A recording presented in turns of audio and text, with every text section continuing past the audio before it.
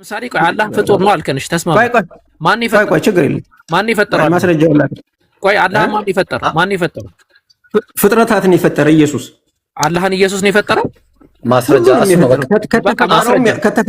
አሁን አንድ ጊዜ ተውል አንድ በቃ ጀዛከላ አንድ ጊዜ ይክፈትልኝ ማስረጃዬን። ቆይ አንድ የኔ ማስረጃ ይክፈትና አሁን ኢየሱስ ደግሞ አላህን ፈጥሯል ብላ ታመጣታለህ። ቆይ ችግር የለም ቆይ በጣም ጥሩ እሺ ችግር የለም አታስብ።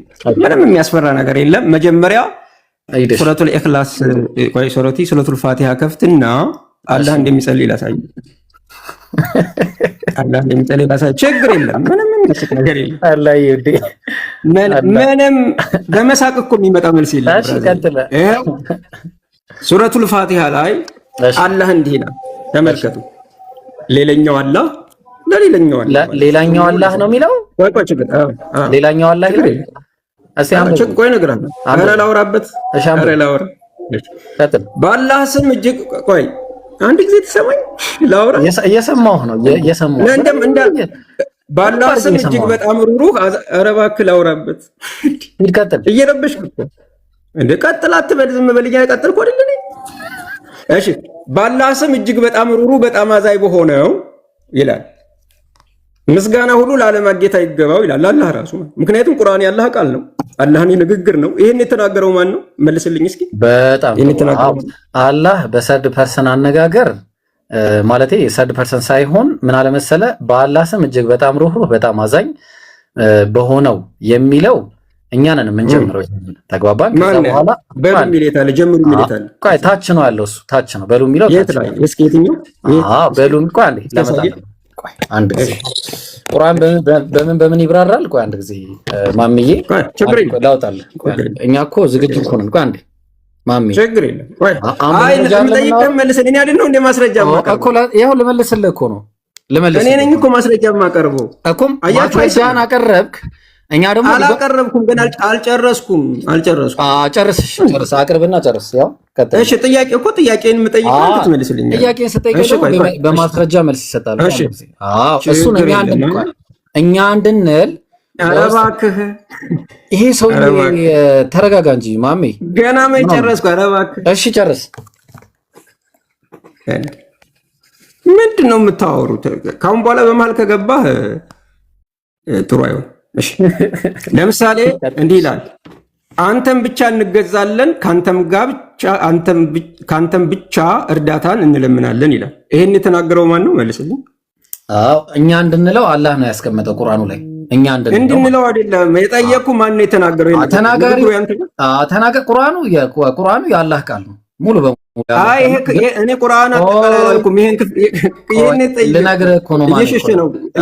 አልሸሸውም ማምዬ፣ እኔ እባክህ አልሸሸውም። የተናገረው አላህ ነው፣ ግን እኛ እንድንለው ነው ያስቀመጠ። እኔ የምጠይቅህን መልስልኛ። አንተ የምጠይቅህን አንተ የምጠይቀኝ ነው እየመለስኩ ያለው። እኔ ምንድን ነው የጠየቅኩህ? የጠየቅከኝ ይሄን የተናገረው ነው ብለን የጠየቅ። ይሄ ንግግር የማን ንግግር ነው? የአላህ ንግግር ነው። ምን አለ አላህ? ምን አለ?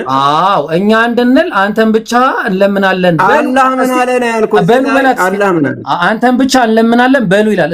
እስቲ ዙም አድርገው አንዴ በሉ የሚለውን ዙም። ችግር የለም። ይሄው በሉ የሚለውን አንተ ሰውዬ ማን ከታች ያለው ደግሞ ዝም በል የትኛው ነው በሉ? እሱ ሙስተቲር ይባላል። ኧረ ቆይ ተረጋጋ። እሺ አሁን ላይ በሉ የሚላል ነው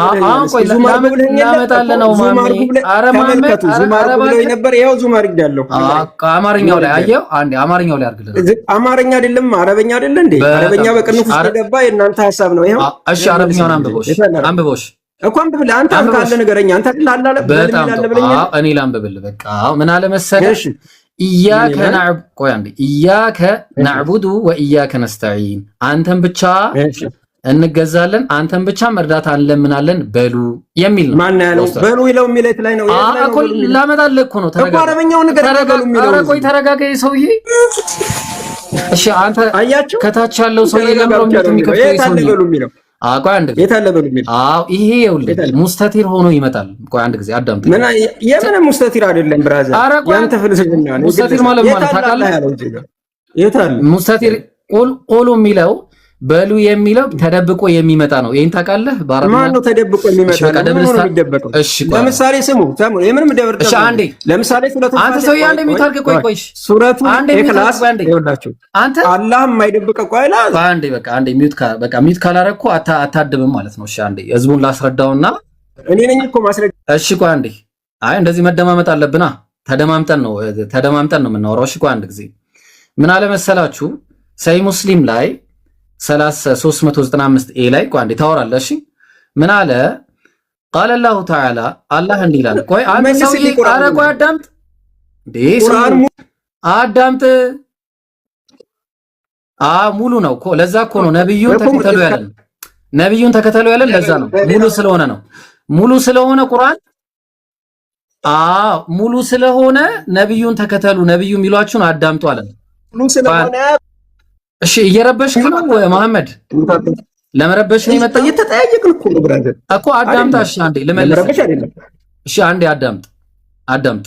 እኔ ሐዲስ አዳምጥልኝ አላልኩም። መጀመሪያ መስማት አለብን እኮ። አላህ ደግሞ ነብዩን አዳምጡ ብሎናል። እሺ ነብይ እኮ አንድ ጊዜ ከቁርአኑ አላህ ስለዚህ ቁርአኑ ሙሉ አይደለም። አንድ ጊዜ ከዚህ በኋላ ሚውት ካነሳ ታች ተወርድና ድጋሚ ትገባለህ። እሺ አደብ አድርጋ አንዴ አይደለም ምን ያልጠየቅኩህ ልመለስክ እኮ ነው እንዴ? በጉልበት አንድ ጊዜ ለህዝቡ ልመልስለትና ከዛ በኋላ ትገባለሽ። አንዴ ምን አደብ የለም። ምን አለ ሐዲስ ላይ ነብያችን ሰለላሁ ዐለይሂ ወሰለም አላህ ሲነግራቸው ምን ብሎ ነው የተናገረው?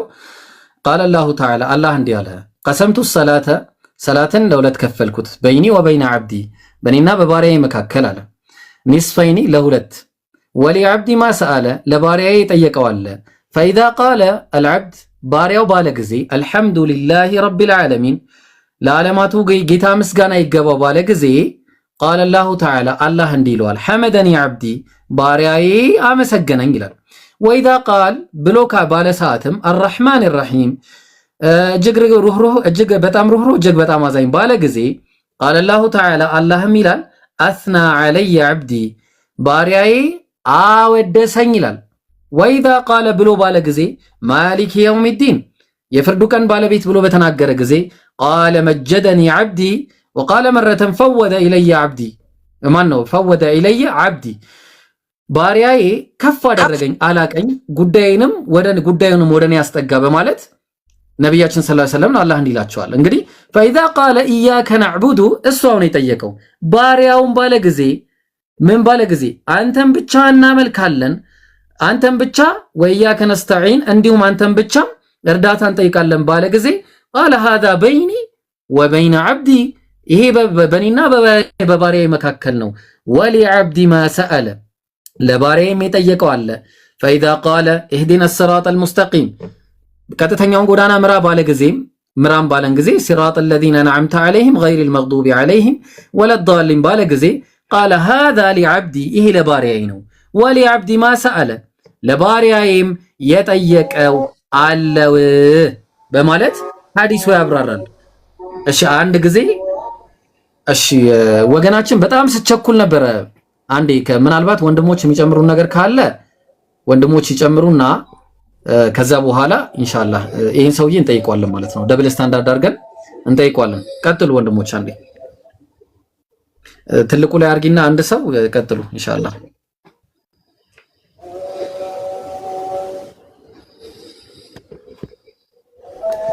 መልካም። አይ እሱ የጠየቀው አንተ በአረብኛ የመለስከው ጭራሽ አይገናኝም። ለምን በአረብኛ አታነበው? በአማርኛ ለምን አታነበው?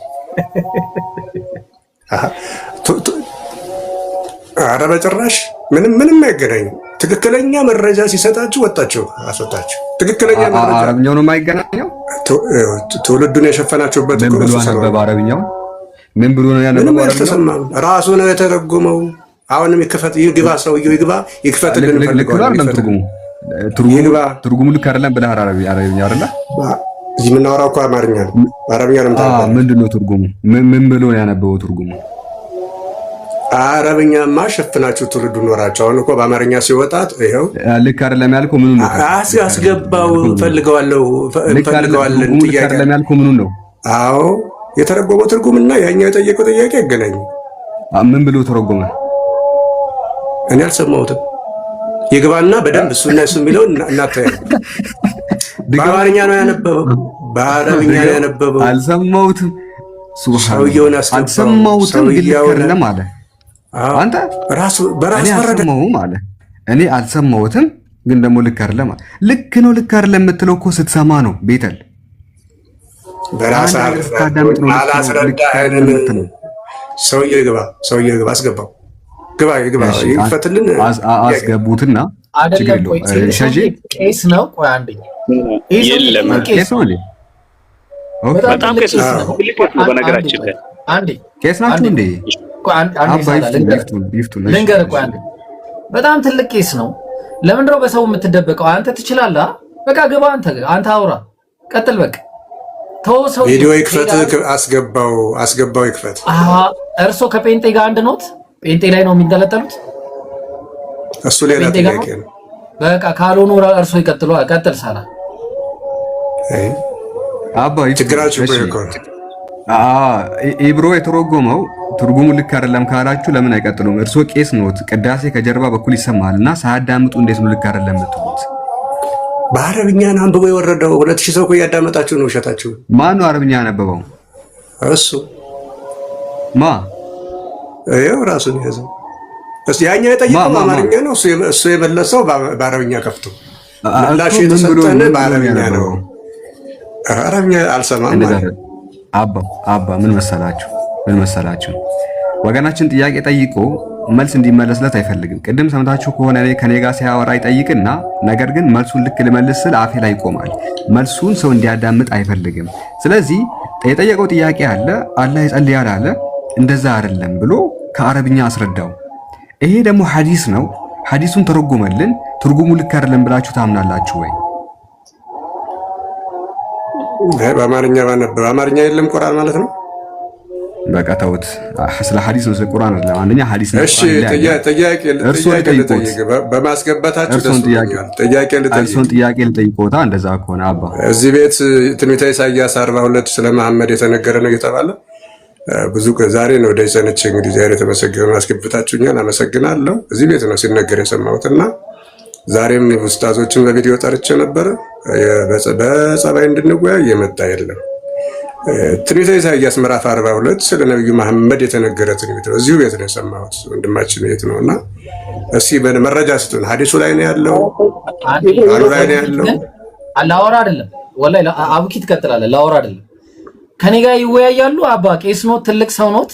በትንቢት ጉዳይ ከኔ ጋር ይወያያሉ። ማውራት ይችላሉ ከኔ ጋር ፍርጥ አድርጌ በደምብ ኢሳይያስ 42ን አሁን በቀጠሮ ደገትመ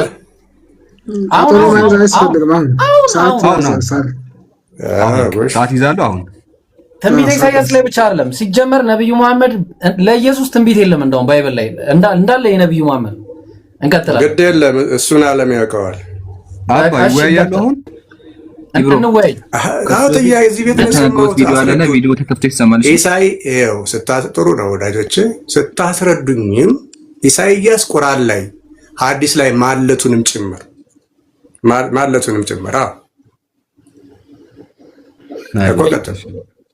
ኢብሮ ተወያይ ስለሆንክ ቆይ ኢብሮ እንዳታወራ። ቆይ ኢብሮ ተወያይና አንድ ኢምራን ቪዲዮን እንትን ይበልና ሳላ እንትን አርጋቸው። ሁለት ርዕስ ይመረጥ እኔ እንደማስበው ማለት ነው።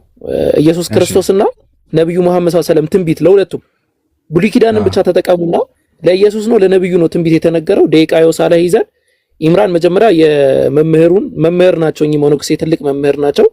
እዚህ በመምጣቱ እናመሰግናለን። ኢምራን ቪዲዮን ያሳየው ይጥር ያቀረቡትን ከዚህ በፊት ለኡስታዝ አቡ ሃይደር ይጥር ያቀርበዋል። እንግዲህ ጥሩ ነው። እሺ ክፈተው እስኪ ኢምሩ የሚከፍተው ያ ጀማዓ በምን መንገድ ሲያወሩ እንደነበር እንድታዩና ከዛ ያነሱት ሙግት እንድታቁ ነው። እሺ ኢብራሂም ለውይይቱ ግልጽ እንዲሆን ነው። አባ የተናገሩትን እንክፈተው። ስለ እርሱ ብቻ የተነገረ ትንቢት ነው። ኢየሱስ ክርስቶስን መሐመድ ነው እንዳትል ሰግቻለሁ ወዳጄ። አይዛያ 42 ላይ ነው። ኢሳይያስ ምዕራፍ 42 ላይ ኢሳይያስ 42 ላይ የምናገኘው ትንቢት አለ። በጣም የምወደውና የሚገርም ትንቢት ማለት ነው። ምን በማለት ይናገራል? እነሆ ደግፌ ያስኩት ባሪያዬ አለ። እነሆ ደግፌ ያስኩት ባሪያዬ አለ። ነፍሴ ደስ የተሰኘችበት ምርጤ። መጀመሪያ ምን በማለት ይናገራል? እነሆ ደግፌ ያስኩት ባሪያዬ አለ። መልእክተኛው ሰለላሁ ዐለይሂ ወሰለም እንደምናውቀው የአምላክ ባሪያ ናቸው። ውሸት በአደባባይ ሲሮጥ ውሸት በአደባባይ ስሮጥ። እሺ እንደዚህ ነው የሚያወሩት። እሺ እንቀጥል። ስለ ነቢዩ መሐመድ የተነገረ ትንቢት ነው።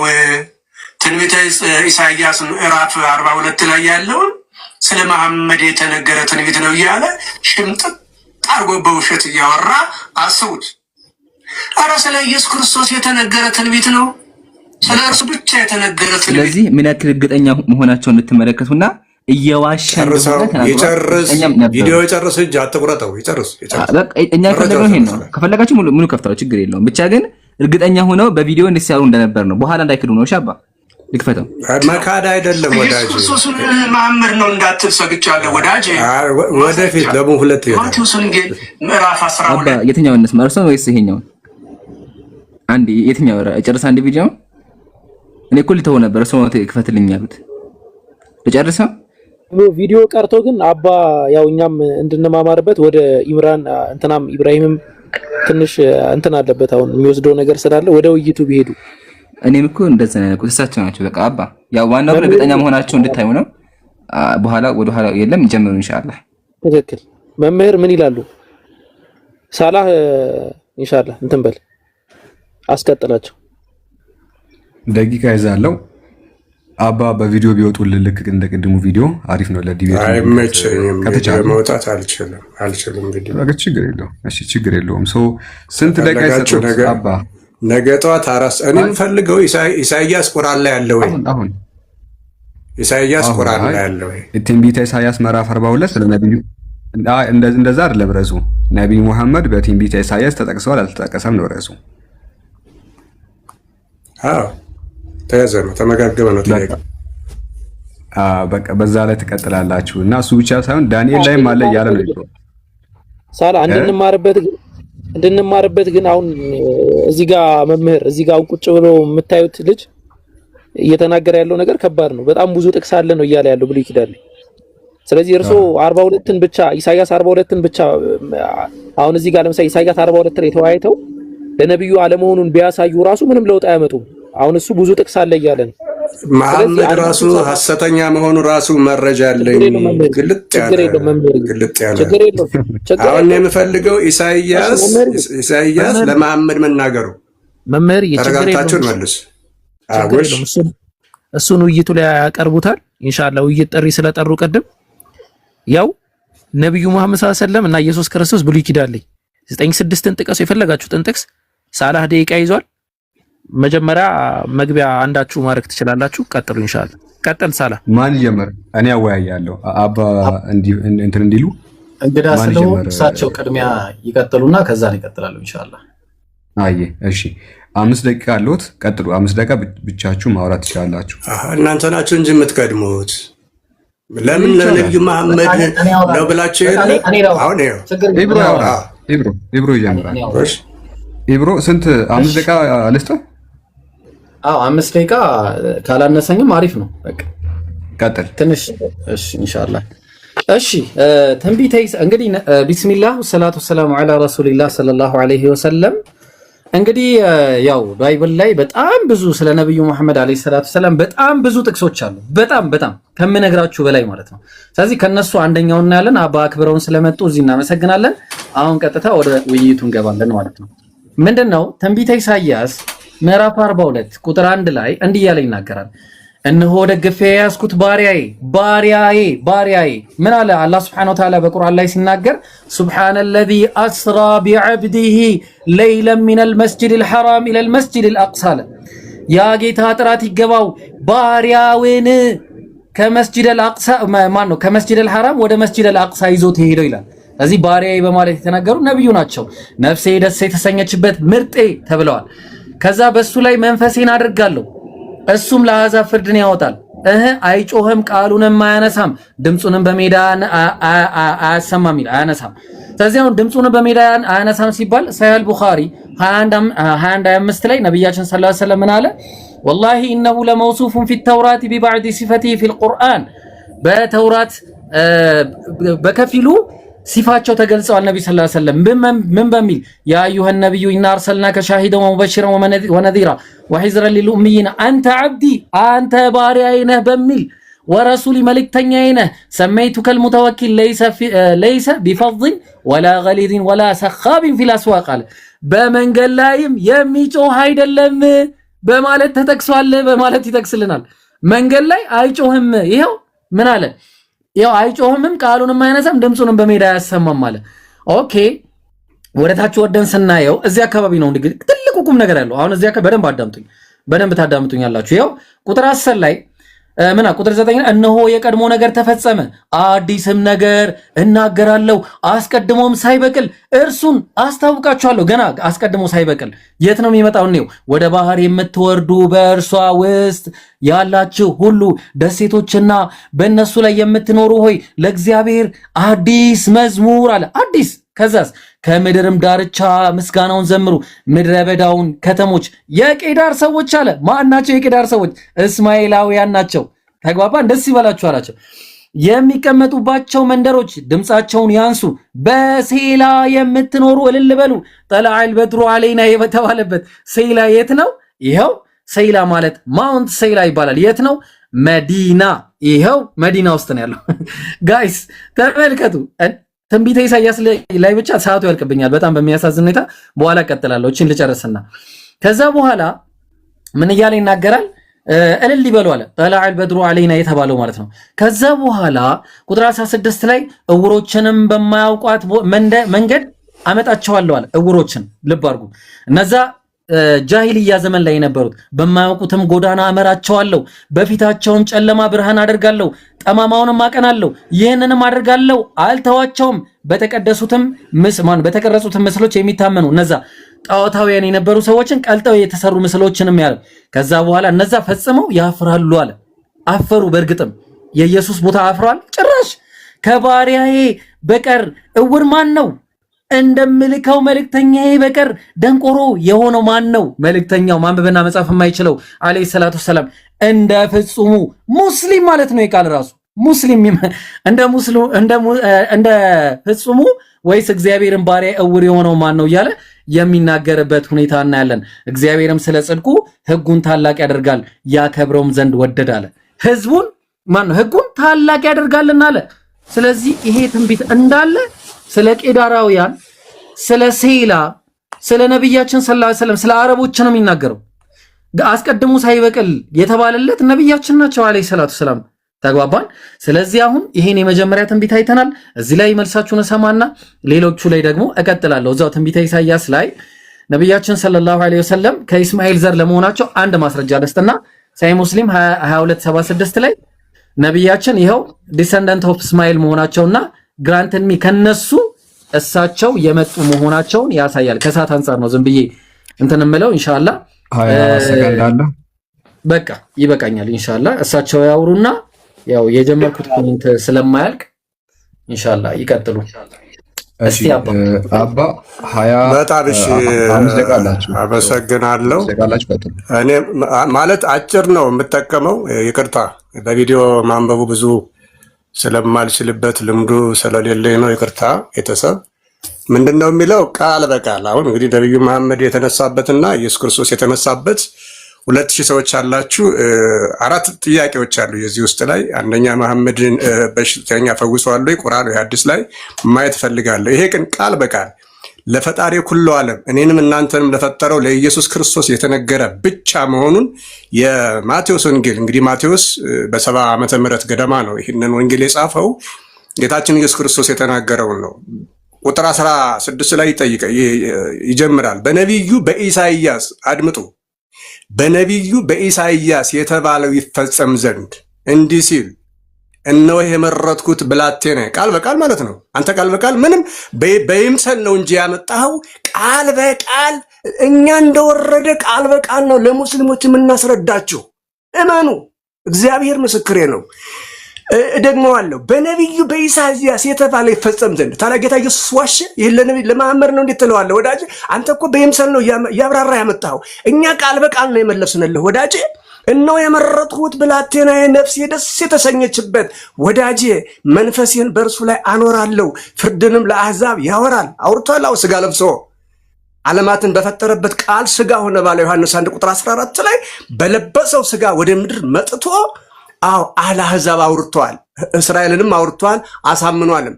አይከራከርምም፣ አይጮህምም፣ ድምፁንም በአደባባይ የሚሰማ የለም። 4 ነጥብ። ፍርድን ድል ለማንሳት እስኪያወጣ የተቀጠቀጠን ሸምበቆ አይሰብርም፣ የሚጤስን የጧፍ ከርም አያጠፋም። እንግዲህ ኢሳይያስ 42 ቁጥር 1 እስከ 7 ያለው ስለ ኢየሱስ ክርስቶስ የተነገረ መሆኑን ነው። ቃል በቃል እዚህ ጋር ማቴዎስ 12 ቁጥር 16 እስከ 17 እስከ 18 የሚናገረው ፍርድን ድል ለመንሳት እስኪያወጣ የተቀጠቀጠን ሸምበቆ አይሰብርም፣ የሚጤስን የጧፍ ከርም አያጠፋም። ይህም የራሱ ትርጉም አለው።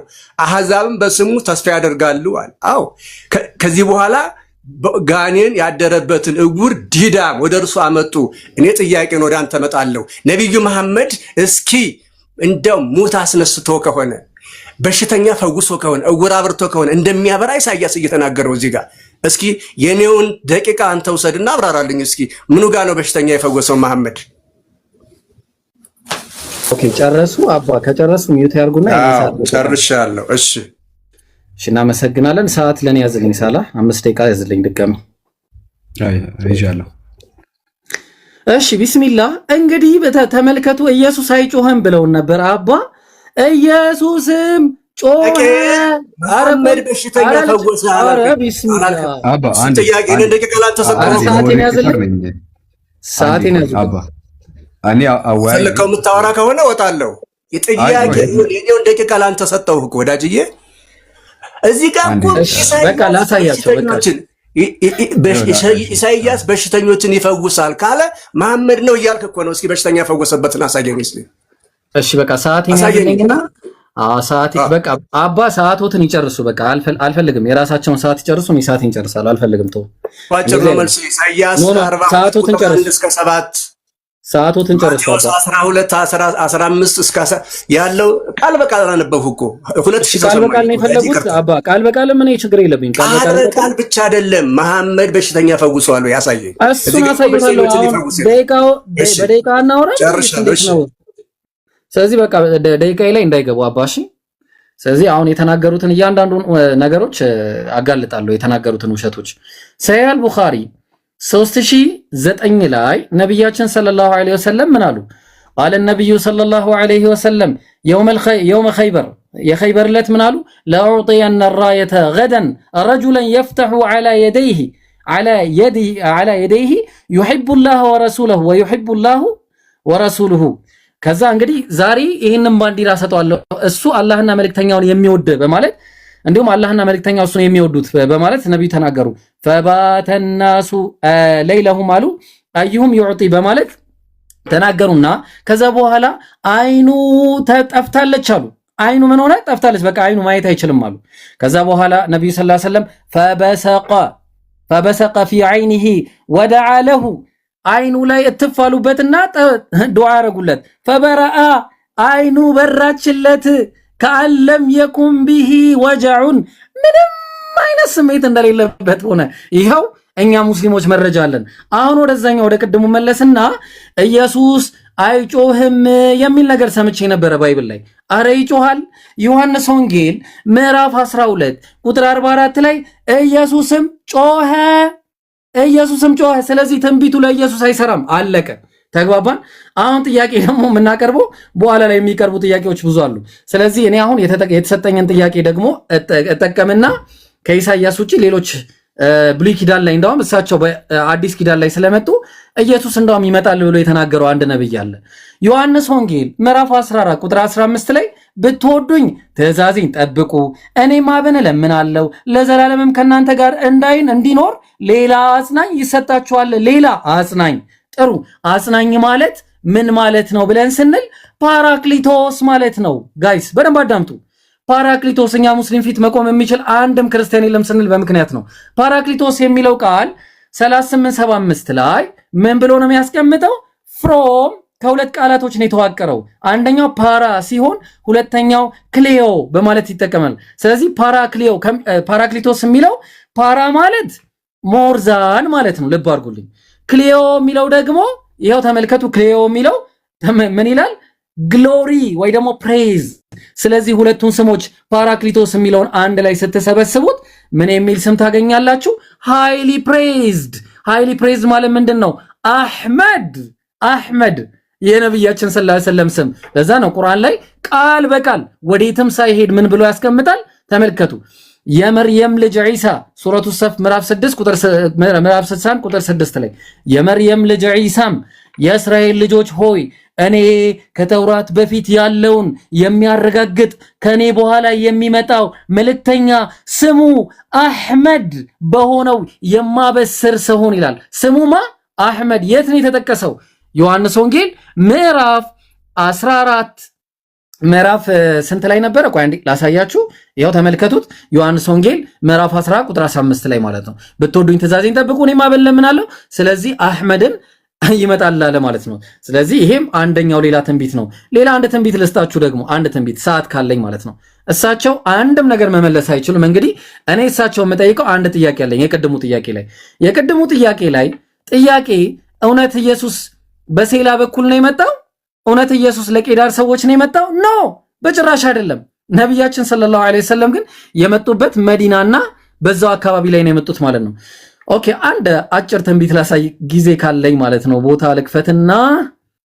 ልክፈት አንድ ጊዜ ተመልከቱ። ይኸው እዚህ ጋር አንድ ትንቢት ወሳኝ የሆነ ትንቢት አለ። ምን አለ?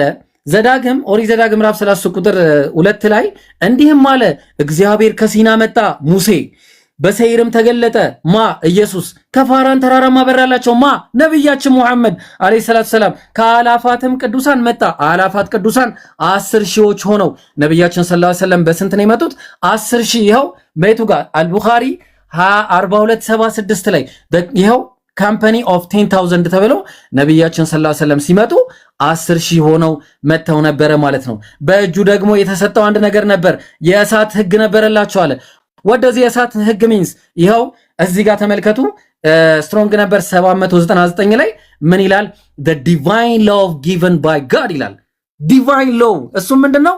ቁርአን ነው ማለት ነው። ጀማው ተግባባን። ስለዚህ ነብያችን ሰለላሁ ዐለይሂ ወሰለም plenty of ባይብል ቨርስስ አሉን ማለት ነው። plenty of እሳቸው ግን አንድም መጥቀስ አልቻሉም። እናመሰግናለን ማለት ነው። ቀጥሉ። ሰዓታቸው አልቀዋል። እኔ እኮ ቃል በቃል የመለስኩት ቃል በቃል በከመይቤ ኢሳይያስ እንዳለ አሁን አንተ 10 ምናምን ጥቅስ ዘለልክ ዝም ብለህ እሱ ምን እንዳልከው ጭራሹን ሁሉ ለ2000 ሰው እንኳን ለ2000 ለኔ አልገባኝም። 42ን ሳንጨርሰው ለምንድን ነው ወደዛ የዘለልከው? ስለ ኢየሱስ ክርስቶስ የተነገረ መሆኑን ቃል በቃል አሁን ኢሳይያስ የሚለውን ቁርአን ላይ ታመጣልኛለህ? የፈወሰ በሽተኛ የሚለውንም ጭራሽ ያነባበቡ እንኳን በራሱ እኔ እኮ ሁሉ በሚገባው ልክ ነው ያነበብኩት ወዳጅ። አሁን ስለ ኢየሱስ ክርስቶስ የተነገረውን ትንቢት እንዴት አድርገን ወደ መሐመድ የምትወስደው? መሐመድ የተነሳው እኮ በ620 ዓመተ ምህረት እኮ ነው። ኢየሱስ ክርስቶስ መቼ ነው የተነሳው? ከዛሬ 2026 ወይ 2018 በፊት። ስለሱ የተነገረውን ትንቢት ለመሐመድ ጭራሽ ቃል በቃል አላመጣህም። እንደው በይምሰል ዝም ብላል አይደለ? እንደው በቃ እንዲህ ነው። ከዛ ቅንጭብ እኛም ቅንጭብ ባርገን ስንመጣ እኮ በብዙ ትንቢቶች ላይ አሳሳሾች ነቢያት ብዙ ሰው ተከትሏቸው ህዝብን ወደ ጨለማ እንደሚከቱ በክርስቶስ ራሱ በማቴዎስ ወንጌል 24 ቁጥር 33 ላይ ብዙ አሳሳሽ ነቢያት ይመጣሉ ብለን ስለ መሐመድ ነው የተነገረው ማለት እኮ እንችል ነበር። አንችልም፣ ምክንያቱም ስም ስላልተጠራ።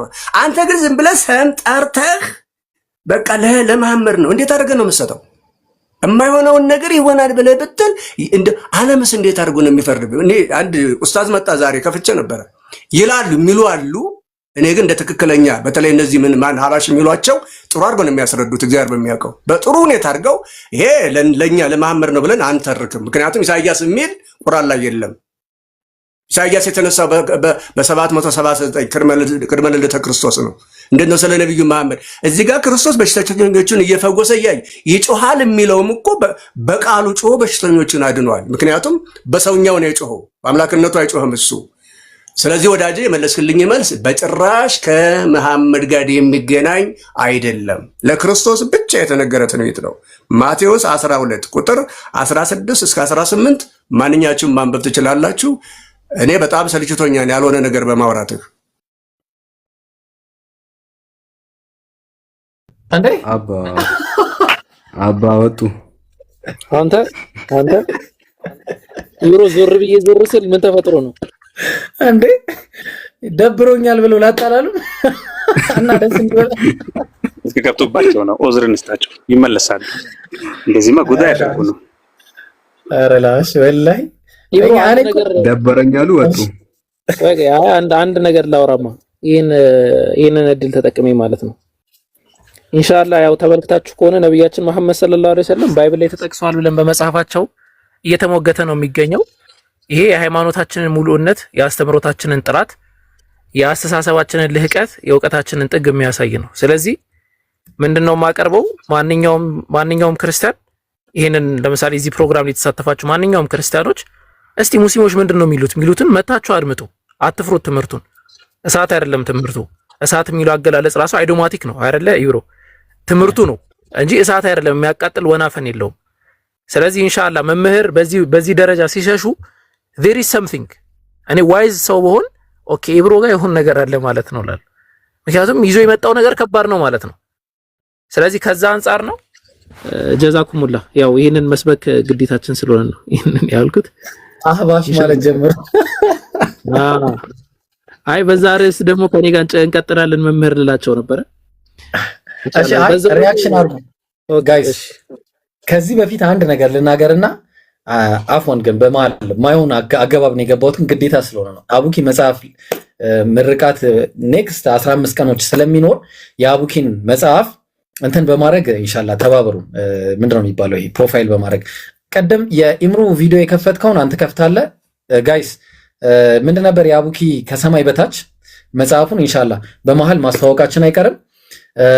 አሁን እስቲ ሳላህ ኢምሩ የቀደሙ ነገር እንትን እናርጋ አንዴ። አረ ቪዲዮአቸው ይከፈት ባላ ቪዲዮአቸው ይከፈት፣ ቪዲዮ ይከፈትልኝ።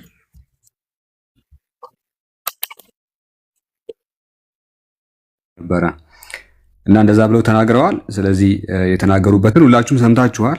ከዛ ዲቤት የሚያደርግ ሙስሊም የለም። ዲቤት የምታደርጉ ከሆነ ግን እኔ ያለው ምናምን ብለው ተናገሩ። ስለዚህ ይህንን ነገር ደግሞ ቅድም ኢምሩ አሳይቷቸዋል። ይህ ከፊት ለፊት ያለው የአቡኪም የፊታችን 14 ቀን የሚመረቅ መጽሐፍ ነው። ሁላችሁም እንግዲህ ፕሮሞት በማድረግ አግዙን። ባረከላሁ ፊኩም።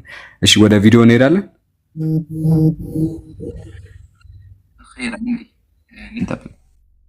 እስከዛው እናንተ እሺ ሳላህ እስከዛ ድረስ ማለት ነው እንዲህ እናድርግ። እሱ እስከሚከፍትለት ድረስ ሪያክሽን እንቀጥላለን። እሺ ጀማው ዛሬ የሚገርም የሪያክሽን ቪዲዮ አለ። የሚገራርሙ ሪያክሽኖች አሉ፣ ቪዲዮዎች እንሰራለን። ቀጥል ኢምሩዬ። የአቡኪን ከሰማይ በታች የሚለው መጽሐፍ ቀጥል ኢንሻአላህ። እሺ እናገኘው ትንቢት አለ። በጣም የምወደውና የሚገርም ትንቢት ማለት ነው። ምን በማለት ይናገራል? እነሆ መርጤ መጀመሪያ ምን በማለት ይናገራል? እነሆ ደግፌ ያስኩት ባሪያ አለ። መልእክተኛው ሰለላሁ ዐለይሂ ወሰለም እንደምናውቀው የአምላክ ባሪያ ናቸው። ውሸት በአደባባይ ሲሮጥ የሮጠው ማን እንደሆነ አየን አይደለ? ውሸት በአደባባይ ሲሮጣሉ፣ ግን የሮጠው ማን እንደሆነ አይተናል። አባ እርሶ ነው የሮጡት። እሺ መተው ተወያዩ እንኳን ቢባሉ የወጡት እርሶ ነው። ርዕስ ቀይረው ማለት ነው። እሺ ስለ ነቢዩ መሐመድ የተነገረ ትንቢት ነው። ትንቢተ ኢሳይያስ ምዕራፍ 42 ላይ ያለውን ስለ መሐመድ የተነገረ ትንቢት ነው እያለ ሽምጥጥ አርጎ በውሸት እያወራ አስቡት። ማን እንደዋሸ እኮ አየን። ማን እንደዋሸ አየን አይደለ? ኢብራሂም እውነት ቢኖራቸውማ ገብተው እኮ ማሳመን ይችሉ ነበረ። ግን መወያየትም ማስረጃ ማቅረብም አልቻሉም። እንዳውም ያቀረቡት ማስረጃ ራሱ በኢብሮ ዲባንክ ሆኖበታል። ኢየሱስ ክርስቶስ የተነገረ ትንቢት ነው ማስረጃ ከሆነም ደግሞ እዚህ ጋር አይጮህም ይላል። ኢየሱስ ደግሞ ይጮሃል አይደለ ኢብራሂም? አዎ ዮሐንስ ቪዲዮ መስራት እንደዚህ ቀላል አይደለም። ቪዲዮ ብትሰሩ እያንዳንዱ የተነጋችሁት ላይ ትያዛላችሁ። አባ አያችሁ፣ ሌላ ጊዜ ትምህርት ይሆናችሁ። አባ ስለ እርሱ ብቻ የተነገረ ትንቢት ነው። ኢየሱስ ክርስቶስን መሐመድ ነው እንዳትል ሰግቻለሁ ወዳጄ። ማስረጃ ማፍጠጥ መልስ አይሆንም። አባ አሁንም ማስረጃ ነበር። ያጀማ መተው እንግዲህ ቪዲዮ ሰርተዋል ዝም ብለው እንደዚህ ሆነ እንትን እያሉ ማለት ነው። ግን ሙስሊሞች ጋር ቆመው መወያየትም ማስረጃ ማቅረብ አልቻሉም። 5 ደቂቃ መጠቀም አልቻሉም። ይብሩ የሚያወሩት የላቸውም። እና ለማንኛውም በቃ ይበቃል። ብዙ እንትን ያወሩት ኤኒዌይ እኛ ፊት መቆም እንደማይችሉ ለማሳየት ቢሮ ጀዛከላ አላህ ይቀበል ሀቢቢ። እና ያ ጀማዓተል ኸይር ያው ማስታወቂያ ተነግሯችኋል። ይሄ መጽሐፍ ሁላችሁም ፕሮፋይል አድርጉ። ፎቶውን ከፈለጋችሁ ሁላችሁም ቻናል ላይ ኢንሻአላህ ተለቋል። እየገባችሁ አውርዱ። ሁላችሁም ቻናል ኢብሮም ላይ ያለ እኔም ላይ ያለ ሳላህም ላይ ያለ እየገባችሁ አውርዳችሁ ፕሮፋይል አድርጉ። በጣም ገራሚ መጽሐፍ ነው። ኢንሻአላህ በአላህ ፍቃድ ቁርአን ላይ መስጥ ጥያቄዎችን በደንብ አድርጎ ከመለሰ በኋላ በክርስትና በኩልም በደንብ ጥያቄዎችን የሚያነሳ መጽሐፍ ነው ኢንሻአላህ። ስለዚህ መጽሐፉን ፕሮፋይል አድርጉ፣ ፕሮሞት አድርጉ። አላህ ካለ በዚህ 15 ቀን ውስጥ የሚመረቅ ይሆናል። ቀጥሉ። ኢንሻአላህ ሳላህ አለ ጀዛከላ ኢምሩዬ ሳላህ አለ የቀደሙ ቪዲዮዎች ላይ ሪያክት ብናደርግ በጣም ጥሩ ይመስለኛል። ወይ ደግሞ እንዴት እንደሆነ አላውቅም እኔ እንዴት እንደምንሄድ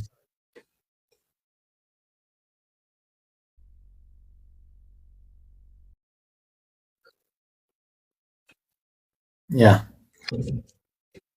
እሺ፣ እንዴት ነው የሚደረስ? እኛ ማድረግ አንችልም መሰለኝ እሷ ካላረገች። እሺ ኦኬ ለኢምሩ ላክለት። ኦኬ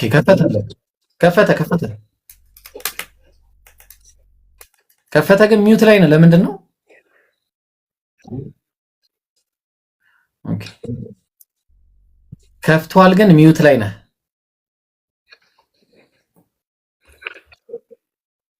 ከታች አትሰማም ማለት ነው። እንደዚህ ሲሆን ነው ይገባል። ቆይ እንትን አድርግ ሳላ እስቲ ሚውት አንስተህ አድርግ። ምንድነው አድርገህ አንሳው እስቲ።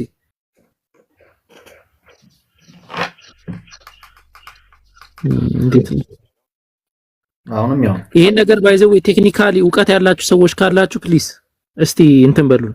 አይ ቲንክ ትንሽ ተቸገርን። በጣም በዛ አይደለ? በጣም ወላሂ በጣም ነው የተቸገረው። አትሰማም? ኦኬ አሁን ተነሳ ሚውቱ። ቀጥለው። እሺ አሁን እሰማለሁ። አሁን አዎ ኦኬ ግን ቪዲዮ መክፈት አልቻልኩም። እስቲ ለሆነም ቢሆን መክፈት አልቻልኩም። አሲያ አንድ ድምጿን ታሰማ። ባረከላህ ፊክ አሲያ አለሽ? ኧረ ጭራሽ።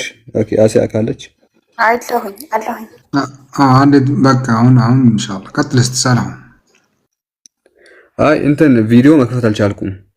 ዩቲዩብ ላይ ነው አልቻልኩም። ኧረ አላቸው ግሩፕ ውስጥ አለና ኢምራን አሉ።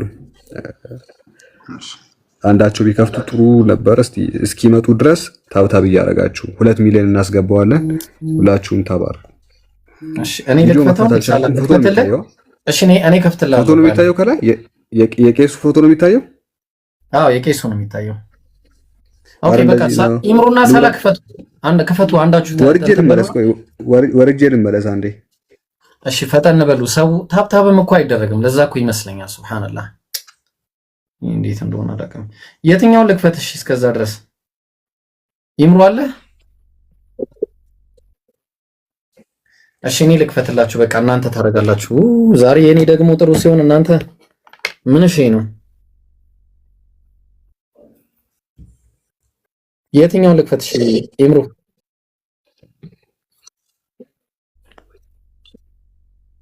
ኦኬ ዲበኩሉ ሞቶ እንኳን ስለኛ ስለ ኃጢአታችን ሞተ ሲባል ግን መቃብርን ባዶ አድርጎ መሀል ላይ ያዝ በለኝ። እሺ ሲፈልግ የተነሳ አምላክ ነው መሐመድ። መቃብሩ ይኸው ዛሬም ይጎበኛል። አጥንቱ ተከስክሶ ስጋው ምናምን አልቆ አፈር ሆኗል። አሁን መሐመድ እንደዚያ ነው። ማንኛውም ሰው እንደሚሞት ፍጡር ስለሆነ መሐመድ ሰው ነው። በነገራችን ላይ መሐመድ ሰው ነው፣ እንደ ማንኛውም ሰው ነው። ደግሞ መነሳት ብቻ አይደለም፣ ሙታንን አስነስቷል። የትንሣኤ በኩር ሆኗል። ሞቶ ከተነሳ በኋላ ተገልጦ ተመላልሷል። እሺ ሳላ ማን ኢምሩ ትቀጥላለህ? ሪያክት ታደርጋላችሁ? ተራ በተራ እናድርግ ኢንሻአላህ። ቆይ አንዴ መጀመሪያ የሚታወቅልኝ መታል ትሰማለህ ጀማ? ቆይ ትሰማለህ? እስቲ አለ አሁን ሚውት ተነስቷል። በቃ ከተነሳ አንዴ መጀመሪያ ላይ አድርገው። እሺ እስቲ ኢምሩ ያው ምን ልትል የኛ አምላክ ሞቶ እንኳን ስለኛ ስለ ኃጢአታችን ሞተ ሲባል ግን መቃብርን ባዶ አድርጎ የተነሳ አምላክ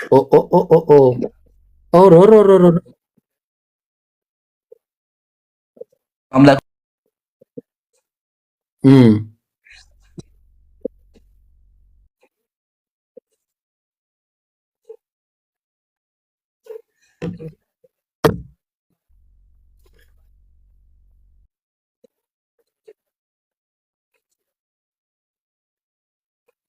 በጭራሽ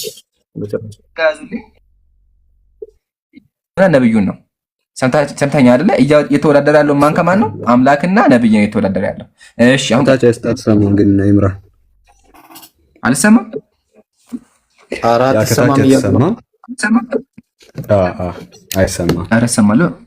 አንተ ቲክቶክ ወላሂ አሁን በጣም እየረበሸ ነው። ምንድን ነው ግን እኔ እኮ ግራ ገባን እኮ ወላሂ። ሪፖርት አለ ጋይስ፣ ተቸግረናል በጣም። እኔ እኮ 2000 ምናምን ሰው ህዝብ አለ። ምን እንደሆነ አላውቅም ወላሂ። ቀጥለሽ ሳላ ሲያን ትልቅ ስክሪን ላይ አድርጓት። አንዴ ታፕታፕ እናደርጋለን። ባረከላህ አሲያ አተልቂ ራሴ እኔ ባልተጠቅም ኮሜንቱ ጋር እንትን የናኩት ጊዜ ታፕ ማድረግ ይቻላል እኮ።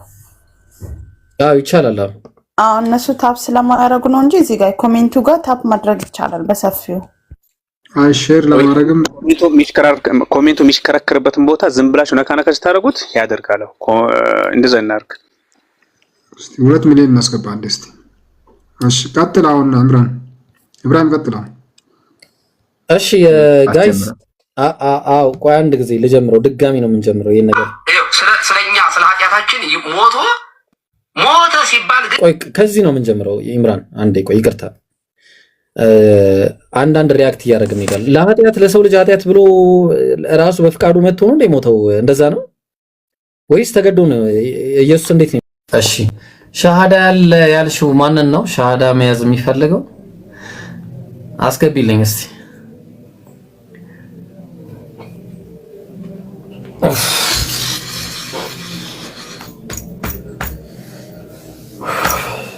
ኩሉ ሂዝቢን ቢማ ለደይሂም ፈሪሑን ይላል። እሺ ዚክራ የት ነው ሻሃዳ ያለው? ሰላም አለይኩም ስቢያት አለውኝ እኔ አይደለሁም ሼህ ጀማል። ሼህ ጀማል የት አለች? እሺ አስገቧት። ስቢሽ አለው ገቢ ማን ነበር ስሟ? ቆይ ወራሃት ሂኩ ናች ግቢ ሂኩ ነይ ግቢ። who is ሂኩ? አረ ተዋጣ አረ እንኩን ሼህ ጀማል እኮ አረ እንደው ሼህ ጀማል እንደው ስድብ ካልሆነ አታርጉ። ተው ሼህ ጀማል አረ ተው እንደው አቃጠሉኝ። እኚህ ሰውዬ እንዴት ነው የሚሻለኝ? ቤት ድረስ ልምጣሉት እንዴ?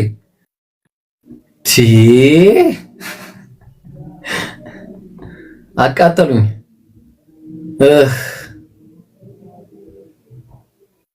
አይ ሼህ ጀማል ሚውት ነው። አው ለምን ሚውት ያደርጉታል? እንደው ላውራበት እንደው ቅጥል አደረጉኝ። እንደው ሼህ ጀማል እንደው ቅጥል አደረጉኝ። አንጀቴ ራሱ ወራህመቱ ወበረካቱ። አብሽር ጾመኛ ነህ ይረዳሃለሁኝ። ደክሞሃል። ወበረካቱ ወአለይኩም ሰላም ወራህመቱ ሰምቻለሁ። ወአለይኩም ሰላም ሰምቻለሁ። ወአለይኩም ሰላም ቆይ እና ዚክራ ልጅቷን አስገቢ። ኧረ ተይ እንደው ጾም ነው ክርክር ተው። አይ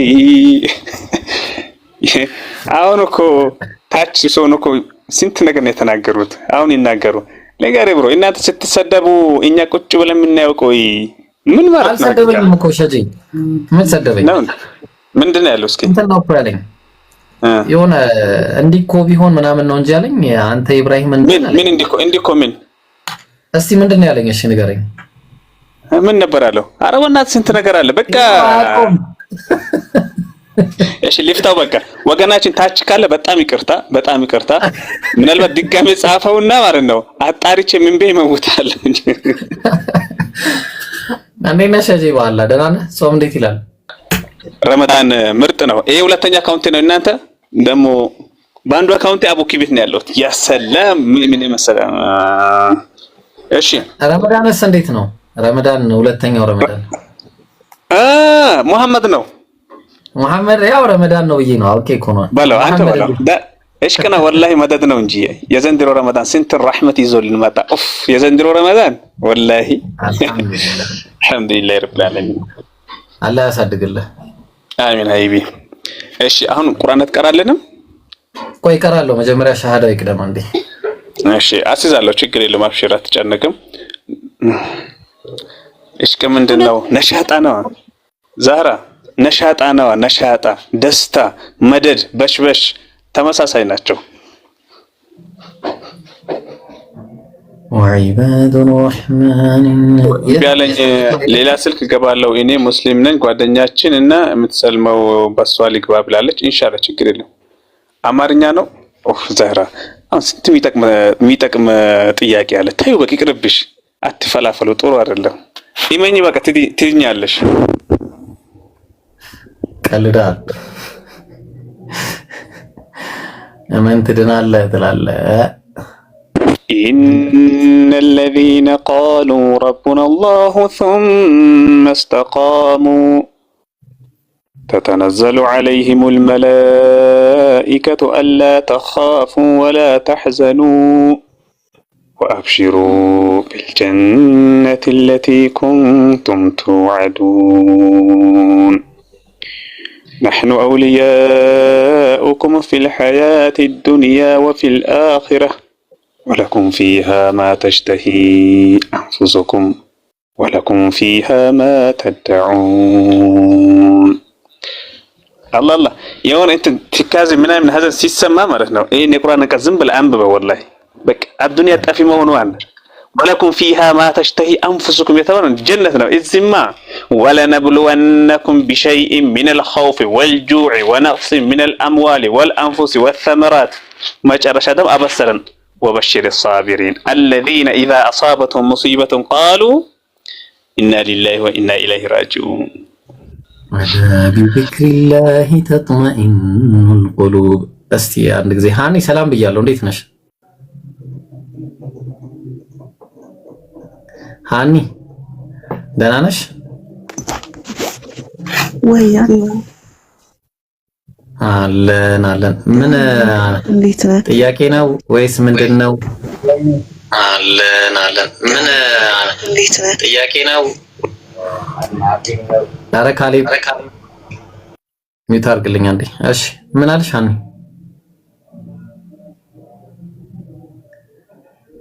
ምን ላስተናግድሽ? ቅድሚያ ሰጥቼሻለሁ ሃኒ። ኔትወርክ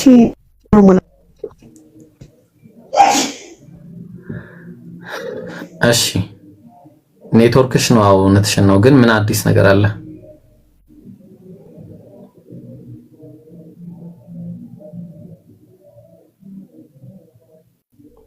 ሃኒ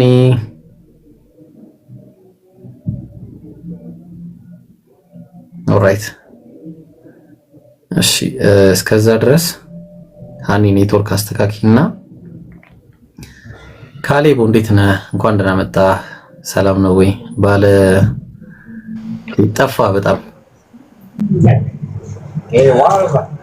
ሰላም ብያለሁ። እንዴት ነው? ሁሉ ሰላም? ደህና ነህ? ሁሉ ደህና አለን አልሐምዱሊላህ። እኔ የምልህ ኢየሱስ ለአንተ ኃጢአት ሲል ተሰቅሏል እንዴ ካሌቦ? የስ አንድ ጥያቄ ልጠይቅህና እንትን ላይ ኢየሱስ የሆነ ቦታ ላይ ኤሎሄ ኤሎሄ ላማ ሰበቅታኒ ያለው ምንድነው? ለምን ነበር እንደዛ ያለው? እሺ መጽሐፍ እንደሚል መጽሐፍት ሁሉ ስለ ክርስቶስ ይናገራሉ ይላልና ካሌብ ይሄ ማለት ነው እኔና አንተን የማያስማማን ነገር ታውቃለህ። ስትሬት ፎርዋርድ ነው የሚፈልገው። ለምንድን ነው ያለው ብዬ ስጠይቅህ እዛ ትሂድ ኢየሱስ መዝሙረ ዳዊት ላይ ምናምን ሳትሄድ እዚሁ ላይ ወንጌሉ ላይ ቁምና ማቴዎስ ላይ ለምንድን ነው አምላኬ አምላኬ ስለምን ተውከኝ ያለው? ምንድን ነው የተወው ነገር?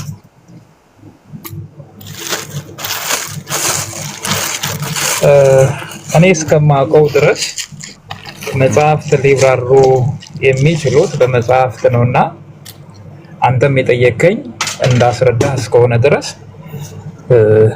እኔ መልሱን መመለሴ እንጂ መልሱን ከየት ጋር መመለስ እንዳለብኝ ሊነገረኝ አይገባም ብዬ አምናለሁ።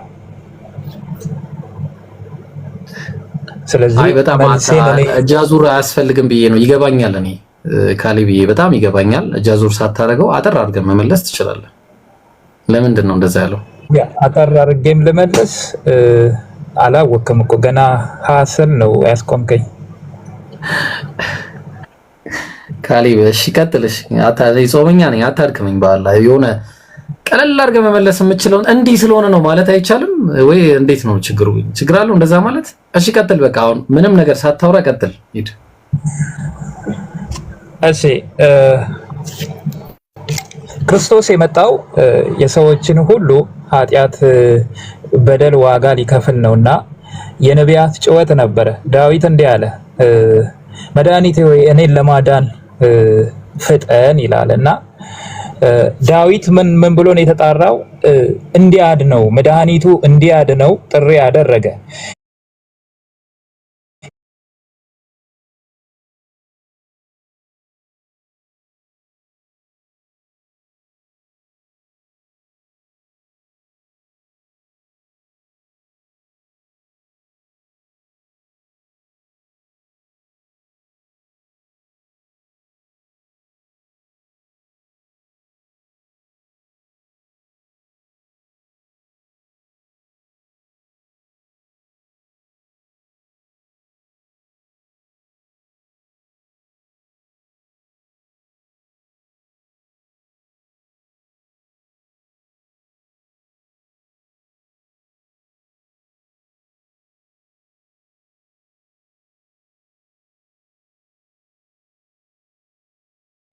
ስለዚህ እርሱ በፈቃዱ እርሱ እኔን ወዶኝ ስለኔ መስዋዕት እንደሆነ መጽሐፍ ይናገራል። ተጨማሪ ኤቪደንሶችን የምትፈልግ ከሆነ ደግሞ ያው የጌታም ልጅ አይደለም። what the hell እኔ እኮ ያልኩትን እኮ አልነካውም እኮ ወላሂ። ኤሎሄ ኤሎሄ ለምን አለ እኮ ነው ያልኩት። ምን ሆነ ነው? እስኪ የመለስኩልህን መልስ አስታውሰው ንገረኝ። አስታውሻለሁ፣ በደንብ አውቀዋለሁ። ኤሎሄ ኤሎሄ ለማሰበቅታኒ ለምንድን ነው ያለው ነው ጥያቄ። ይሄ ነው በቃ የኔ ጥያቄ። እንዴ ነው ያንተን ጥያቄ ሳይሆን እኮ የጠየቅኩ እኔ የመለስኩልህን ንገረኝ ነው ያልኩክ። በቃ አትመልስም። ኤሎሄ ኤሎሄ ለማሰበቅ አንተ የመለስክልኝ መሰለህ። ኢየሱስ ለአንተ ኃጢአት ሲል በፍቃዱ እንደተሰቀለ ነገርከኝ። ግን ኤሎሄ ኤሎሄ ለማሰበቅታኒ ለምን እንዳለ ግን አልነገርከኝም። እሱ ሁለተኛ። የመጀመሪያ ሐሳቤን አትድገምልኝ። ኤሎሄ ኤሎሄ ለምንድን ነው ያለው? የነቢያትን ጩኸት እንደሰማን ነገርኩ እኮ። ክርስቶስ የነቢያትን ጩኸት ነቢያት እንዲያድናቸው እንዲታደጋቸው ይጮሁ ነበር። ያንን ጩኸት እንደሰማና መልስ እንደሰጠ ምን አለ? ኤሎሄ ኤሎሄ ለማ ሰበቅታኒ ብለው ነቢያት የጮሁትን ያንን ጩኸት ምን ማለት ነው? አምላኬ አምላኬ ስለምን ተውከኝ ማለት ነው። ማን ነው የተወው? የተወው ማን ነው? ሶሪ የተወው ማን ነው?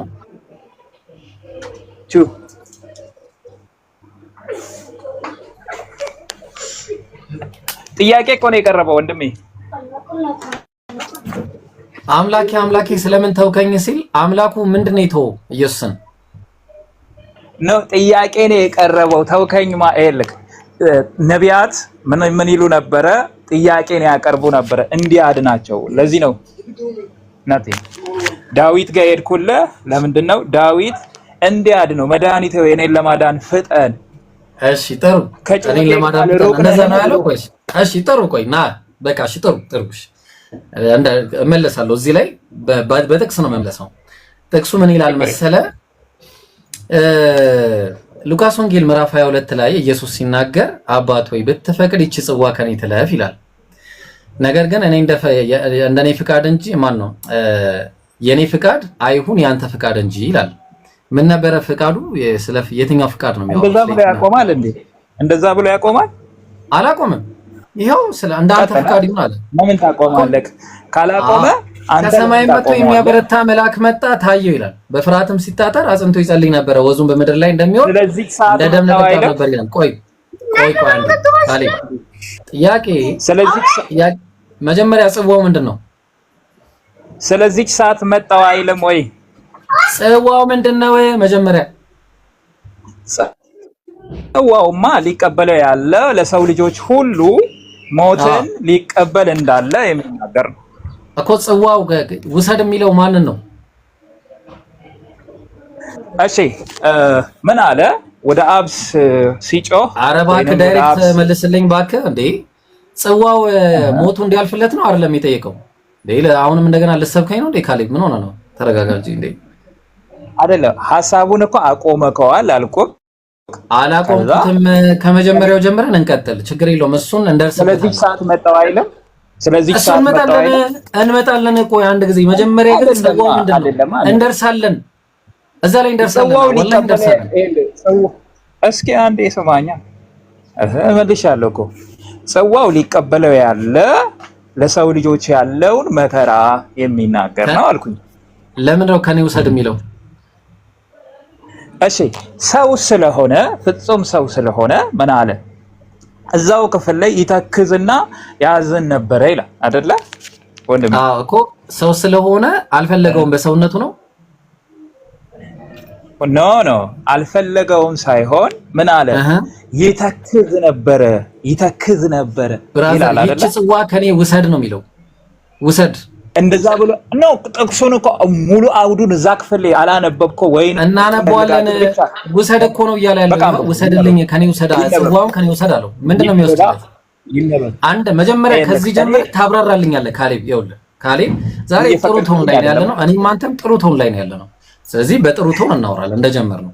አባት ሆይ ብትፈቅድ ይህች ጽዋ ከኔ ውሰድ ምን ማለት ነው? ከዛ እንቀጥላለን። ምን ማለት ነው? እሺ ይሄ ነገር ምን አለ?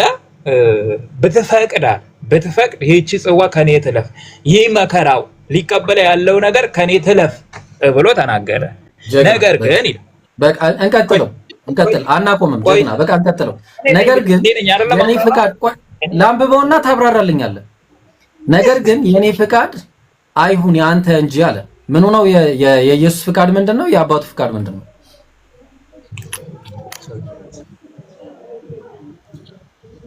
ቆይ አንዴ።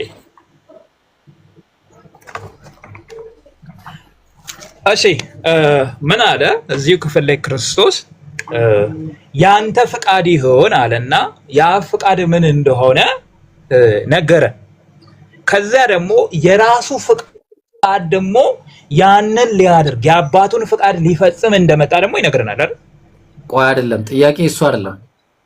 አንድ ጥያቄ ነው። ጥያቄ እሱ አይደለም። ጥያቄ ከቃሉ ቢነሳ መልካም ይመስለኛል እኮ ከቃሉ ነው። ነገር ግን አለ የእኔ ፍቃድ አይሁን አለ። የኢየሱስ ፍቃድ ምንድነው? እዛው ክፍል ላይ ይነግረናል አይደለ? የመጣበትን ምክንያት። እሺ የአባቱና የኢየሱስ ፍቃድ አንድ ነው እዚህ ጋር? yes እንዴ የኔ ፍቃድ አይሁን ያንተ ፍቃድ ይሁን የሚለው ምንድነው?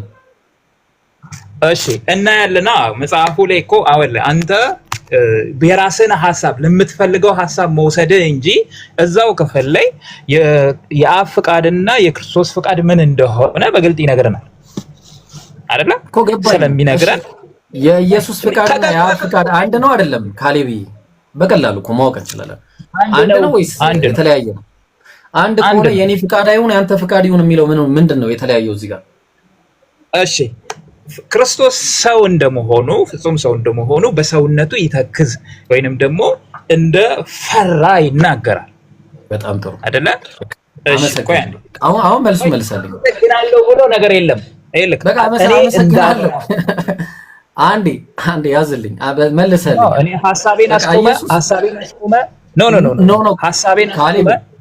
ቆይ ሐሳቤን አስቆመ አይደለም ላስቆም ታወራለህ። እሰጣለሁ ደቂቃ እሰጣለሁ። ታወራለህ። አትጨምርበት እንድናገር በስነ ስርዓት እያወራን በሰውነቱ መሰቀል አይፈልግም እኮ አልከኝ እኮ አለቀ። አብ ነው የሱ የአብ ፍቃድ እንጂ ኢየሱስ አይደለም። እንደዛ ወጣኝ። እሺ ኢየሱስ በሰውነቱ ይፈልግ ነበር መሰቀል? እንደዛ ወጣኝ ወይ? ኢየሱስ በሰውነቱ መሰቀል ይፈልግ ነበር ወይስ አይፈልግም? yes ይሰቀል ነው ይፈልግ ነበር። ከፈለገ ለምንድን ነው የኔ ፍቃድ አይሁን ያንተ ፍቃድ ይሁን ይችን ጽዋ ከኔ ውሰድ የሚለው ለምንድን ነው? ቆይ አንዴ ኤልክ ወዴትም አንቆይም ካለ ወዴትም መቆየት የለም። ከኔ ለምንድን ነው ውሰድ የሚለው? መቆየት የሚባል ነገር የለም። እሺ እንደ መጽሐፉ ሐሳብ አንደኛ ክርስቶስ መሰቀል ይፈልግ ነበረ ወይ ስንል yes ይፈልጋል። ታዲያ ለምን ከኔ ተለፍ የሚለው? ታዲያ ከፈለገ ከኔ ተለፍ የሚለው ለምንድን ነው? እኔን ልናገራ እንዴ አትግባ። አንተ እኮ ሰበካ ነው። እኔ ደግሞ ስትሬት ፎርዋርድ ቃል በቃል ነው የምፈልገው ነው። አንተ ሰበካ ነው የሆነ ገጽ ምናምን እንደዚህ ምናምን አይደለም። ይሄ እኮ ኮምፓራቲቭ ቤት ነው ብራዘር። እንዴ ቆይ ኢብሮ አንዴ የለም። አንተ እየፈለክ ያለኸው የምትፈልጋትን ከኔ አንደበት ላይ መስማት ብቻ ነው የምትፈልገው፣ ወይም የመጽሐፉን ሐሳብ ወይንም ደግሞ እኔ አንድ ደቂቃ ሰጠው አብራራ በቃ ካሌብዬ። ያው አንድ ደቂቃ ሰጠው። አሁን ያው ከ24 ነው አይደለ? ከ25 በሚለው ሊያዘውና ከ26 ላይ ታቆማለህ። ቀጥል። እሺ አንድ ደቂቃ ነው እየተሰጠኝ ያለው። እሺ ችግር የለውም። እሺ ኢየሱስ ክርስቶስ ይፈልግ ነበር ወይ ስንል የመጣበትም ዓላማ ቅድም እንደነገርኳችሁ የዮሐንስ ወንጌል ምዕራፍ 10 ቁጥር 16 ላይ ጀምሮ ሲናገር የመጣበትን ምክንያት ለሰው ልጆች ሁሉ ሊሞት እንደመጣ ይናገራል። ማቴዎስ ወንጌል ምዕራፍ 26 ቁጥር 26 ላይ ይህ ስለናንተ የሚፈስ ለኃጢአት የሚፈስ የአዲስ ኪዳን ደሜ ነው ብሎ ለሰው ልጆች ሁሉ እንደሚሞት መከራን እንደሚቀበል ነግሮናል። ታዲያ እዚህ ክፍል ላይ ለምንድን ነው የተናገረው? አንደኛ የአብን ፍቃድ፣ የአብ ፍቃድ ልጁ ምን ለፍጥረት ሁሉ እንዲሞት እንደሆነ፣ እንደገና ወልድ ደግሞ ያንኑ የአብን ፍቃድ ሊፈጽም እንደመጣ ይነግረን። ታዲያ የአብን ፍቃድ ሊፈጽም የመጣው ደግሞ በስጋ ስለሆነ የስጋን ሰውነት መከራው ከባድ ስለሆነ ያንን ፍርሃቱን ይነግረናል። በሰውነቱ እንደተከዘ እንደፈራ መጽሐፍ ቅዱስ በግልጽ ነው የሚነግረን። ያንን ደግሞ ይነግረናል። ያንን ነገረን ማለት አይፈልግም ማለት አይደለም። ፍርሃት አለ፣ ፍላጎት ደግሞ አለ። አየህ፣ ፍርሃቱን ነገረን፣ ፍላጎቱ ደግሞ የአብን ፍቃድ መፈጸም ነው። ስለዚህ ምን አለ? ስለዚህ ሰዓት መጣሁ ብሎ ነገረን። ስለዚህ ፍቃዱ ምንድን ነው? ለሰው ልጆች መሞት። ታዲያ ይሄንን ፍቃድ ሊፈጽም ሲመጣ ግን የፍርሃት ስሜት ተሰምቶታል። በግልጽ ያንን ይናገራል። ከገባህ ማለት ነው። አንድ ደቂቃ በጣም ጥሩ። ካሌብዬ አሁን ፍርሃት ስትል መሰቀሉ ምናምን ነው አይደለ? ፍርሃት ሰው ልጅ እንደሚፈራ ሁሉ ያንን ፍርሃት ነው። ካሌብዬ እስኪ አንድ ጥያቄ ልጠይቅህ። እንደ ሰው ከቶስቲ የመቃጠል መስዋዕት እንዴት ነው የሚካሄደው? እስቲ ንገረኝ። ምክንያቱም እሱ ማወቅ ስለፈለኩ ነው። እስቲ ንገረኝ። የመቃጠል መስዋዕት እግዚአብሔር በብሉይ ኪዳን ዘመን ስለመቃጠል መስዋዕት የሚያወራበት አለ አይደለ? ስለመቃጠል ምዕራፍ የለም። እንደዛ ነው ነገር። እርግጠኛ ነህ? የሚቃጠል ለእግዚአብሔር የሚቃጠል መስዋዕት ማለት ነው። በጣም ደስ እያለኝ ልነግርህ ይችላል። እንዴት ነው እስቲ እሱ ነገር አስረዳኝ። እስቲ የሚቃጠል መስዋዕት እንዴት ነው የሚካሄደው? እስቲ እሺ መጽሐፍ ቅዱስ ዘሌዋውያን ምዕራፍ 4 ላይ እንደሚነግረን ምን ይላል? ኃጢአተኛው ስለ ኃጢአቱ ነውር የሌለበት ከእንስሳ ከበግም ሊሆን ይችላል፣ ከኮርማዎች ሊሆን ይችላል፣ ከላምም ሊሆን ይችላል፣ መስዋዕት ይዞ ይቀርባል። ለኃጢአት ማስተሰሪያ ነው። ወደ ካህኑ ይመጣና ምን ይላል? ወደ መገናኛው ድንኳን ሲል ኃጢአተኛው ምን የሚልበት ከእግዚአብሔር ጋር ለመታረቅ የሚመጣበት መካከለኛ የሚሆነው። ለዚህ ነው ክርስቶስ እንዴት ነው የሚሆነው? ይቅርታ ካሌ ገብቶኛል፣ ግን አስረዳኝ ስላልከኝ እንዴት ነው የሚደረገው? አይ ለማወቅ ነው የፈለኩት። እንዴት እንደሚደረግ እየነገርኩህ አይደል እንዴ? እሺ አይ ዋናው ፖይንቱ ላይ ልትሄድ ሰዓት ለሰጠ የምግብ ሰዓት ደርሷል። ቶሎ በል። በነገራችን ይሄንን ከተመገብክ ማለት ነው፣ ይሄንን የምነግርህን ከተመገብክ ሌላ ምግብ አያስፈልግም። አዌይ ቱ የምሬን። እሺ ቀጥል። ታክሲ ጄሲስ። እሺ ኃጢአተኛው የመስዋዕትን በግ ይዞ ይመጣል። ነውር የሌለበት። ለምሳሌ ነውር የሌለበት እንስሳ ያልነከሰው፣ ሰውነቱ ያልተቦጫጨረ፣ ክፋት ነገር ወይንም ደግሞ ሌሎች እግሩ ያልተሰበረ ንጹህ የሆነ በግ ማለት ያቀርባል። ያም ንጽህና የክርስቶስ ምሳሌ ማለት። ለዚህ ነው ጴጥሮስ ምን አለ? ሲሰድቡት መልሶ አልተሳደበም። ንጹህ ኧረ እንዴት ነው የሚያደርገው? በጉን ንገረኝ ለአላህ ብለህ ካለ በጉ እንዴት ነው የሚያደርገው? እሱን ብቻ ንገረኝ እንዴ። እሱን አይደል እንዴ እየነገርኩህ ያለሁት እንዴ? በጉ እንዴት ነው የሚደረገው? በቃ መጨረሻውን ንገረኝ። በጉን እኮ ነው ስለ በጉ እኮ ነው እየነገርኩህ ያለሁት። በጉን እንዴ ኧረ ለአላህ ብለህ ይታረዳል። ምንድን ነው የሚደረገው? በጉ እንዴት እስኪ ስማኛ እንዴ ምን ሆናል? እሺ ንጹህ መሆኑን ካጣራ በኋላ እጁን በማን ላይ ይጭናል? በበጉ ራስ ላይ። ማን ነው እጁን የሚጭነው? ኃጢአተኛው የበጉ ራስ ላይ እጁን ይጭናል።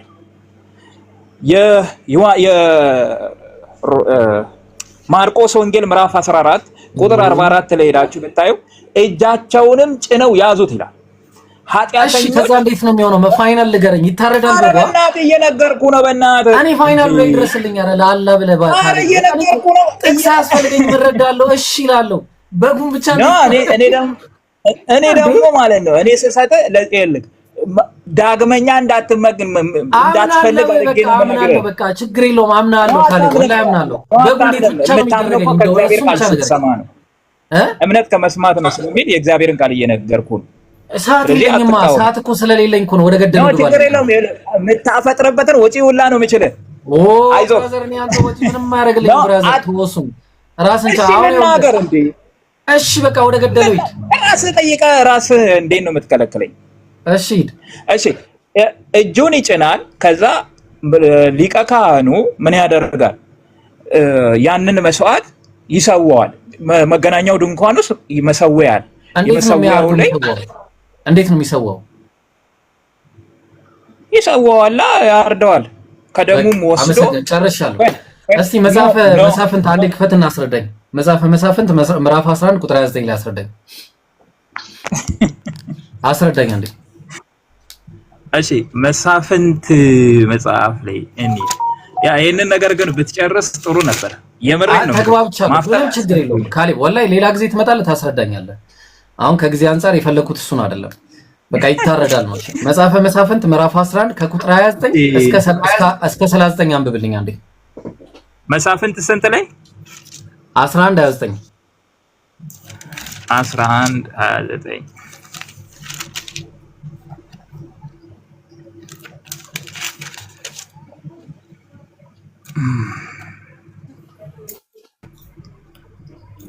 እሺ የእግዚአብሔር መንፈስ በዮፍታሔ ላይ መጣ፣ እርሱም ገለአድንና ምናሴን አለፈ። በገለአድም ያለውን ምጽጳን አለፈ። ከምጽጳም ወደ አሞን ልጆች አለፈ። ዮፍታሔም በእውነት የአሞን ልጆች በእጄ አሳልፈ ብትሰጠኝ ከአሞን ልጆችም ዘንድ በደህና በተመለሱ ጊዜ ሊገናኘኝ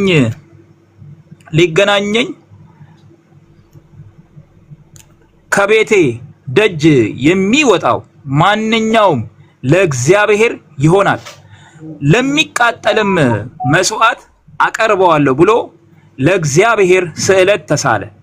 ዮፍታሔም ሊዋጋቸው ወደ አሞን ልጆች አለፈ። እግዚአብሔርም በእጁ አሳልፎ ሰጣቸው።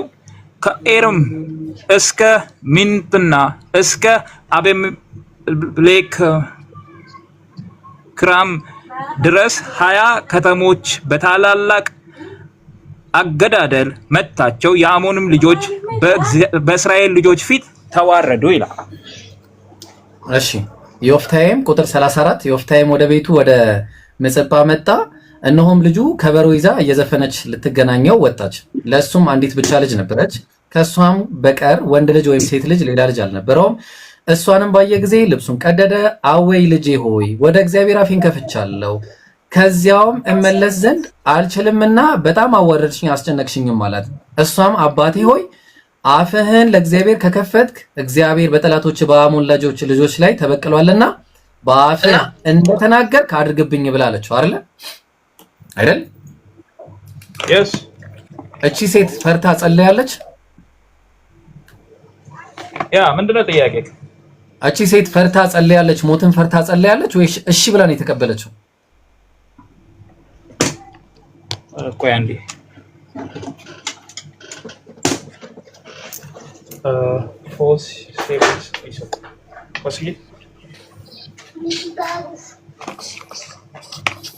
እሺ ጥያቄን አቅርብልኝ። ጥያቄው ኢየሱስ በስጋ ወር ፈርቶ ነው የጸለየው ብለኛል። ስለሚፈራ አይደለም? በጣም ጥሩ። እቺ ሴት በስጋ ወሯ ምድር ላይ በነበረችበት ጊዜ ጸልያለች ፈርታ ይሄንን ሞት?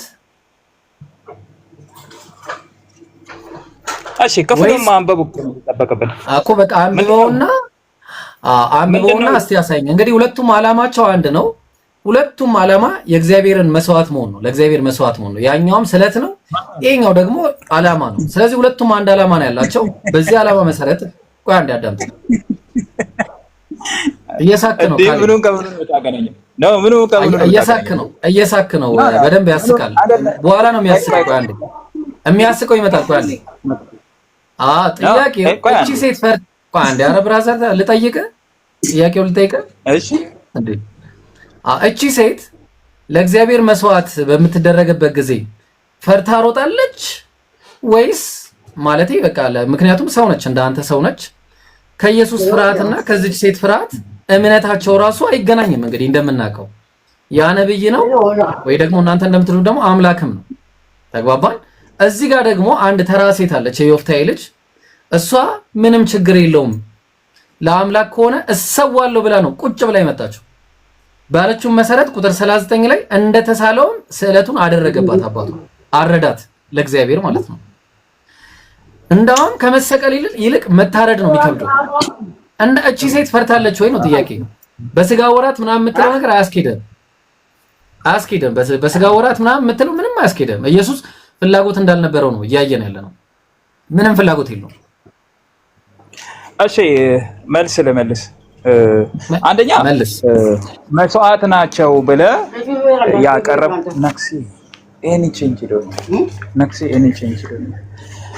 ለማገናኘት የሞከርክበት መንገድ ፈጽሞ ስህተት ነው። መጽሐፍ ቅዱስ መስዋዕት አይደለችም እሷ። ቆይ እንደዛ ፈጽሞ ስህተት ነው ብለህ አታውቅም። እሷ መስዋዕት አይደለችም። እኔ ለናገር መስዋዕት ነች አይደለችም? እኔ ለናገር ኖ አይ እንደዛ አይደለም። በአፍ ነው ማስመሰከር። ያንተን ሀሳብ ሰምቻለሁ አይደል? የኔን ደግሞ ስትቃወም በመረጃ ነው የምትቃወመው። በመረጃ ነው የምትቃወመው። በመረጃ ነው የምቃወመው። አታስቆመኝ። እቺ ሴት መስዋዕት ነች አይደለችም? ለአምላክ የተሳለች። እኔ ይልክ መጀመሪያ ምን አደረክ? ያንተን አስቀመጥ ሰማው። እቺ ሴት መስዋዕት ነች ወይስ አይደለችም? ይብሮ እየሰማው ነው ካሌብ፣ በደንብ እየሰማው ነው ካሌብ። ሀሳቤን እንዳትጨርስ ይኸውልህ፣ ሀሳብን ገና ሲጀመር በተቃውሞ ጀመርክና ስለዚህ ማስረጃ ጠየቁ። እቺ ሴት እስቲ አንዴ ያንተን አረባት ካሌብ ኢፍጣር ደረሰብኝ። ሲጀመር ኢፍጣር ደርሷል። ጥያቄ መልስልኝ። ጥያቄን የምመልሰው በእውቀትና በእግዚአብሔር ቃል። ስለዚህ ልዩነት አለ ብዬ እንደዛ ከሆነ በቃ ኢፍጣሪ ልጨርስ። ቆይ ይኸውልህ፣ እንደዛ የምናደርግ ከሆነ መቃወሜን ላስረዳ። እንደዛ የምታስረዳኝ ከሆነ ፊት ለፊት ነው የምጠይቅህ እንዴ። ጠይቀን ችግር የለውም እኮ መስዋዕት ነች ወይስ አይደለችም? ነች ወይ አይደለችም? የምን መስዋዕት? የሚቃጠል መስዋዕት። ለሚቃጠል መስዋዕት የቀረበች ነች አይደለችም?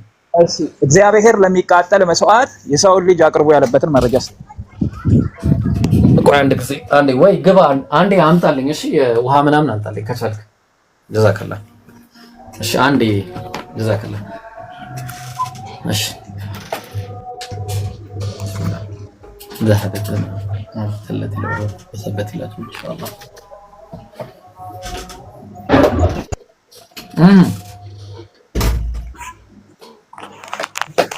አንድ ተምር ይበቃኛል። እስከ ሰላት ድረስ እንቀጥላለን። ሰላት 5 ደቂቃ ወይ 4 ደቂቃ አለን። እሺ ወይ አፍተር ምንድነው? እኔ እቀጥልልሃለሁ። የዮፍታሔ ታሪክ ላይ ነን። አቡኪ እግዚአብሔር የመቃጠል መስዋዕትን አቅርቧል ወይስ አላቀረበም ላይ ነው? ጥያቄን መልስ። ሽፍት አታርግ። ጥያቄ እግዚአብሔር ለሚቃጠል መስዋዕት የሰውን ልጅ አቅርቦ ያለበትን መንገድ ልወጣ ነው። አንዴ ብሮ ቀጥሩ በቃ። እሺ ና ይኸውልህ ካሌብ እዚህ ጋር ለማን ነበረ ስለቱን የተሳለው? ስለትና መስዋዕትን ለእግዚአብሔር የሚፈልገው ይሄ ምንድነው የሚለው? አንድ አድርገህ ተናግረሃል። ይሄ ምንድነው? ይሄ ምንድነው? ስለት ነው። ይሄ ስለት ምንድነው? አንብበው እስቲ። ስለቱ ምንድነው? በቃ የተሳለው መስዋዕትን እንደዚህ አቀርባለሁ ብሎ የሰው ልጅ ተመኘ። መስዋዕቱ ምንድነው? መስዋዕቱ ምንድነው? መስዋዕት አቀርባለሁ ብሎ ስለትን አንድ ሰው ተሳለ፣ ተመኘ። የአንድ ሰው ምኞት ነው። ምንድነው እሱ? እንደዚህ የሚቃጠል መስዋዕትን አቀርባለሁ አለና ሰው በጣም አመሰግናለሁ። ለእግዚአብሔር ነበር የተሳለው። የኔ ጥያቄ ቆይ እንወጣለን። መስዋዕት አንዴ ጥያቄን ሽፍት አታደርግ። እሺ አንተ ከክርስቶስ ጋር ያለውን ነገር ማች ለማድረግ ቆይ እባክህ፣ እሱን ስንመጣ እናየዋለን። ይሄን ነገር ለእግዚአብሔር ነው አይደለም? እሺ ቀጥል፣ ቶሎ በለሽ እባክህ፣ አታድርገኝ። እሺ አንደኛ የተቃወምኩት ምንድነው የክርስቶስንና እዚህ ይህቺ ሴት ለመስዋዕት የቀረበችበትን ሁኔታ አንድ ለማድረግ ነው የሞከርከው። እግዚአብሔር በመጀመሪያ ደረጃ አንድ አይደለም እኮ አንድ እንደሆነ እሱን ነው እኮ ማሳየው። አንድ አይደለም በቃ አንድ እንደሆነ ነው። አንዴ መጀመሪያ ይሄንን እንዴ እዛ ላይ ሳን አንድ አይደለም አልኩኝ እኮ ሐሳቤን አስረዳ። መጀመሪያ አታስረዳኝ። መጽሐፉ አለ አታስረዳኝ። መጽሐፉን አብረን ነው መጽሐፉን የተቃወምኩበትን ምክንያት ማስረዳት የለብኝም? አብረን መጀመሪያ የተቃወምኩበትን ምክንያት ማስረዳት የለብኝም ወይ? ታስረዳለህ መጀመሪያ አብረን እንየው መጽሐፉን። ሳላስረዳ እንዴት ነው ወደ አንተ ሀሳብ ልሄድ የምችለው? እሺ ካሌ በቃ በጣም ከይቅርታ ጋር ከዚህ በኋላ ከደገምከው አናይም አብረን የምትል ከሆነ ላወርድ ነው። በኋላ እንገባለን። ማውረድ ትችላለህ። መጽሐፉን እንየው አንዴ አብረን። እኔ ከአቋሜ ንቅንቅ አልልም። አብረን እንየው። ከአቋሜ ንቅንቅ ስለማልል የኔን ሐሳብ የአንተን ስብከት ሄድና ቸርች ስበከው። እሺ ቸርች ሄደህ ትሰብከዋለህ ብራዘር። እኛ የምንሰበክ ህዝቦች ሳይሆን የምናነብ ህዝቦች ነው። ሄደህ ቸርች ትሰብካለህ። እሱን ቸርች ወይ የሆነ ቦታ ሰበክ ሄድና ህዝቦችን ቤትህን ከፍተህ ስበክ። እሺ እኛ አሁን እንዴ ትቀልዳለህ እንዴ? ኢፍጣሬን ትቼ እዚህ ካንተ ጋር ቁጭ ብዬ የምዳረቅበት ምክንያቱ እኮ ለመረጃ ነው እንጂ ሌላ ነገር አይደለም። ቤትህ ሄደህ መስበክ ትችላለህ። ጀማው ሃናን ሰላም አለይኩም ወራህመቱላህ። አለይኩም ሰላም። እንዴት ናችሁ? አልሐምዱሊላህ። እናንተ ተፈጥራላችሁ እና ተነሳን። አልሐምዱሊላህ። የአላህ ነገር ይገርማል። ሱብሃንአላህ። ከታች አትሳደቡ ጀማው። ሙስሊሞች አደራ ስርዓት ያዙ፣ ጾማችሁን ካልፈለጋችሁት።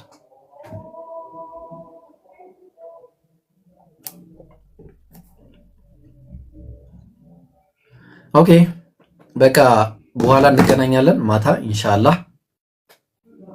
ከተሳደባችሁ ያው ጾማችሁን ነው እንትን ይጎላል ጾማችሁና አደራችሁን። እሺ ሃኒ አንቺን አንዴ ላዋራና ልውጣ። እሺ ወደ ሰላት ልሄድ ነው። ኦኬ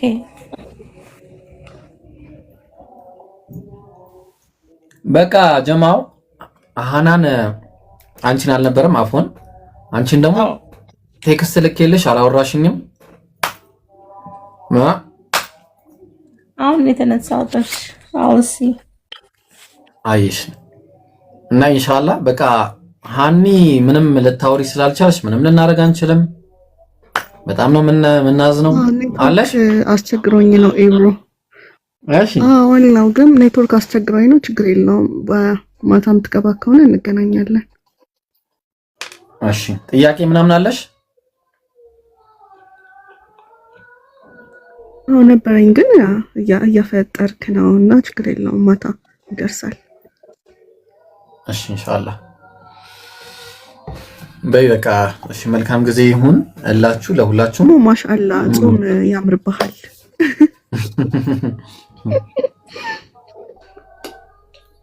በሉ አታሽኮርመሙን በሉ። ሰላም አለይኩም ወራህመቱላህ።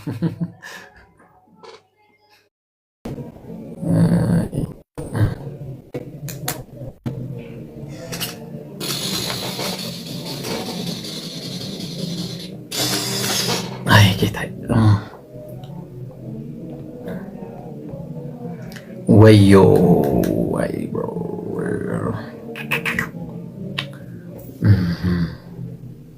እስቲ አንድ አጅር ላሰራ፣ አንድ አጅር ብቻ ላሰራ። መርሐባ ቁል ሁወላሁ አሐድ የሚለውን 3 ጊዜ ይቀራልኝ። ከዛ በኋላ ኧረ ተው ምን እሺ፣ ሌላ ቀን በሰፊው አይሻልም? ተገናኝተን ኧረ ምን እሺ፣ እሺ በቃ አንዴ አስተግፊሩላህ በልና እንውጣ። በቃ እሺ፣ አንዴ አንዴ አዎ እለዋለሁ። በቃ የሚለው በቃ ዞር መርሐባ እሺ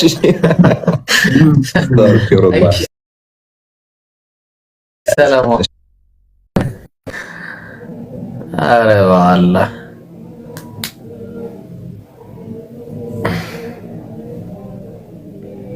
وإذا خاطبهم الجاهلون قالوا سلاما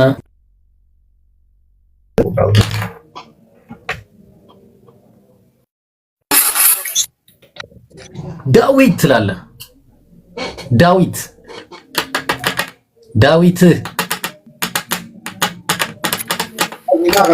ሃይ ዳዊት፣ ሰላም ነው ዳዊት? ቦስ ሰላም ነው አለው። ኢየሱስ ለአንተ ኃጢአት ሲል ተሰቅሏል ወይስ አልተሰቀለም? ለአንተ ኃጢአት ሲል ኢየሱስ ተሰቅሏል ወይስ አልተሰቀለም? ስለ ኢየሱስ ልታወራ ነው የገባው? አዎ ተሰቅሏል ወይስ አልተሰቀለም? ለአንተ ኃጢአት ሲል ኢየሱስ ተሰቅሏል። ለአንተ ሳይሆን ለሁሉም ኃጢአት በገዛ ፍቃዱ ነው የተሰቀለው ወይስ ተገዶ? እሱ ዝርዝር አጣይቀኝ። እውነቴን ነው እኮ ይጸልይ ነበረ። አባት ሆይ ቢቻለች ጽዋ ከኔ ትለፍ እያለ ይጸልይ ነበረ። Allah has his own people among mankind ብሎ ሲናገሩ they said or messenger of Allah የአላህ መልእክተኛ ሆይ who are they እነማን ናቸው እነሱ? አላህ የራሴ የሚላቸው ከፈጠራቸው ፍጥረታት መካከል ሁሉም ፍጥረቱ የአላህ ስራ ነው። ሁሉም ፍጥረት የአላህ ፍጥረት ነው። እንደዛም ሆኖ ግን የራሴ የሚላቸው ህዝቦች አሉ ነውና ከፈጠረው ፍጥረታት መካከል ስፔሲፊክሊ ኻሰተን የራሴ ያላቸው እነማንን ነው ብለው ሰሃቦቹ ጠየቁ። ኦ ሜሴንጀር ኦፍ አላህ who are they እነማን ናቸው አላህ የራሴ የሚላቸው? እዚህ ጋር ቃሉ ያ ረሱላህ ማን ሁም ብለው ጠየቁ። ሁም የአላህ መልእክተኛ መለሱ ሁም አህሉል ቁርአን እነሱ የቁርአን አህሎች ናቸው። አህሉላህ ወኻሰቱሁ አህሉላህ ወኻሰቱሁ የአላህ አህል ናቸው። ቢማና ጀስት ፋሚሊ ኖት ሊትራሊ ግን ቀረቤታን ከመግለጽ አንፃር የራሱ ቤተሰብ የቅርብ ወዳጆቹ ናቸው። እነሱም የቁርአን ህዝቦች ናቸው። ሁም አህሉል ቁርአን የቁርአን አህል ናቸው። የቁርአን አህል ናቸው። አህሉላህ የአላህ የቅርብ ወዳጆቹ ናቸው። ወኻሰቱሁ እና ሂስ ክሎዘስት ዋን ይላል the people of the Quran የቁርአን ህዝቦች ናቸው። the people of Allah እነሱ የአላህ ፒፕል ናቸው፣ የአላህ ሰዎች ናቸው። and those who are closest to him እና የቅርብ ወዳጆቹም እነሱ ናቸው ይላል። ሶ አህሉላህ የሚያሰኘን ምንድነው? ከጅምሩ አህሉላህ እኛ የአላህ አህል የሚያሰኘን የቅርብ ወዳጆቹ የሚያሰኘን ምንድነው ሲባል ጀስት ቁርአን ነው። አይታችኋል። ሁም አህሉል ቁርአን የቁርአን አህል ናቸው፣ የቁርአን ቤተሰብ ናቸው። አንደኛ ይህንን ጸጋ ያገኘነው እኛ የነቢያችን ሰለላሁ ዐለይሂ ወሰለም ምንድነው ህዝቦችን ከኛ በፊት ያሉ ሰዎች የቁርአን ህዝቦች አልነበሩም። ቁርአን የወረደባቸው ማህበረሰቦች አልነበሩም እና ከፍም ያደረገን ቁርአን ነው። ከሌሎቹም የለየን ቁርአን ነው። ዝቅም የሚያደርገን ደግሞ ቁርአን ነው። በእርሱ አለማመን ብቻ አይደለም፣ እንደ ክርስቲያን መካዱ አይደለም፣ እንደ አይሁድ በቁርአን ማላጋጡ አይደለም፣ ሌሎች የቴስቶች እንደሚያደርጉት ወይ ማቃጠልም አይደለም። በቁርአን አለመስራት፣ እርሱን አለማንበብ፣ በእርሱ አለመጠቀም፣ በእርሱ ህይወታችንን አለመምራት ምንድነው የሚያደርገን? ከላይ እንዳየነው አይነት ሰዎች ማለት ነው። ልክ እንደነዚህ ኢነላህ የርፈዑ ቢሃዘል ቁርአን አቅዋመን ወየደኡ ቢሂል አኸሪን እንዳለው ይኸውና እዚህ ጋር ወየደኡ ቢሂል አኸሪን እንዳለው ዝቅ ከሚያደርጉ መካከል ይሆናል። ከፍም የሚያደርጋችሁ እሱ ነው፣ ዝቅ የሚያደርጋችሁ እሱ ነው። ሌላኛው ኪታቡል ጃሚዕ አስሰሒህ ሊሱነን ወልመሳኒድ የተሰኘ አንድ ኪታብ አለ። የሐዲሶች ስብስብ መጽሐፍ ነው። የሐዲሶች ስብስብ መጽሐፍ ነው። 17ኛው ጁዝ በ76ኛው ገጽ ላይ አንድ የተቀመጠ ሐዲስ አለ። ሐዲሱን ላንብብላችሁ። አንድ ጊዜ የአላህ መልእክተኛ ሰለላሁ ዐለይሂ ወሰለም ይናገራሉ። ኸረጀ ዐለይና ረሱሉላህ ሰለላሁ ዐለይሂ ወሰለም የአላህ መልእክተኛ ይወጡና አብሽሩ አለይሰ ተሽሀዱነ አን ላ ኢላሃ ኢለላህ ወአኒ ረሱሉላህ ኦኬ እኔ የአላህ መልእክተኛ መሆኔን ከእርሱ በስተቀር ደግሞ ከአላህ በስተቀር ሌላ አምላክ አለመኖሩን ትመሰክራላችሁ ወይ ብሎ ሰሃቦቻቸውን ጠየቁ። ቃሉ ነዓም እንመሰክራለን አሉ። ያንን ሲሉ የአላህ መልእክተኛ ፈኢነ ሀዘል ቁርአን ሰበቡን አሉ። ይሄ ቁርአን ሰበብ ነው ምክንያት ነው አሉ። ፈኢነ ሀዘል ቁርአን ሰበቡን ሰበብ ምክንያት ነው። ግን በዚህ አውድ ላይ አንደኛ ቁጥር ጋር ስንሄድ አሰበብ ሁወል ሐብል በዚሁ እንትን አውዱን ተከትላችሁ ስትሄዱ የግርጌ ማስታወሻው ላይ ፈኢነ ሀዘል ቁርአን ሰበቡን ቁርአን ሰበብ ነው ቢማዕና ግን በዚህ ላይ ሁወ ሐብሉን ይሄ ገመድ ነው። ፈኢነ ሀዘል ቁርአን ሰበቡን አይ ሐብሉን ገመድ ነው አሉ። ቁርአን በራሱ ገመድ ነው። ጠርፉሁ ቢየዲላህ አንድ ጫፍ በአላህ እጅ ያለ ወጠርፉሁ ቢአይዲኩም አንደኛው ጫፍ ደግሞ በእጆቻችሁ ነው ያለው። ሶ ፈተመሰኩ ቢሂ በደንብ የያዙት ፈኢነኩም ለን ቱዲሉ ወለን ቱህሊኩ ባዕደሁ አበዳ እና በደንብ ከያዛችሁት አጥብቃችሁ ከያዛችሁት አንደኛው ጫፍ እናንተ እጅ ስለሆነ ሌላኛው ጫፍ ደግሞ አላህ እጅ ስለሆነ በፍጹም ልትጠፉ አትችሉም። ሶ ፈኢነ ሀዘል ቁርአን ሰበብ ይሄ ቁርአን ሐብል ነው ገመድ ነው። ወጠርፉሁ ቢየዲኩም አንደኛውን ጫፍ እጃችሁ ላይ ነው ያለውና በደንብ ያዙት አሉ። አጥብቃችሁ ያዙት። የዚህ ጫፍ መዳረሻው ደግሞ አላህ ነው አሉ። አላህ ነው። ሶ ገመድ ሁለት ጫፍ አለው። አንደኛው ጫፍ በእጃችሁ ከሆነ አንደኛው ጫፍ በአላህ እጅ ከሆነ በደንብ ፈተመሰኩ ቢሂ በደንብ ያዙት አሉ። በደንብ ከተያዘ ቀጥታ ስትሄዱ ልትደርሱ የምትችሉት አላህ ጋር ነው። ሌላ ቦታ ልትጠፉም በፍጹም አትችሉም። ሶ እሳቸው ፈኢነኩም ለን ቱዲሉ ወለን ቱህሊኩ ባዕደሁ አበዳ በደንብ አጥብቃችሁ ከያዛችሁ ልትጠሙ አሉ። ለም ቱዲሉ መጥመም አትችሉም። ወለን ቱህሊኩ መጥፋትም ደግሞ ባዕደሁ አበዳ አጥብቃችሁ ከያዛችሁት በኋላ ልትጠሙ ልትጠፉም አትችሉም። ሶ ጫፉ አላህ እጅ የሆነ ማንኛውም ነገር አንደኛውን ጫፍ ከያዛችሁ መዳረሻችሁ አላህ ነው። መዳረሻችሁ ፍጡር ሊሆን አይችልም። መዳረሻችሁ ጥፋት ሊሆን አይችልም።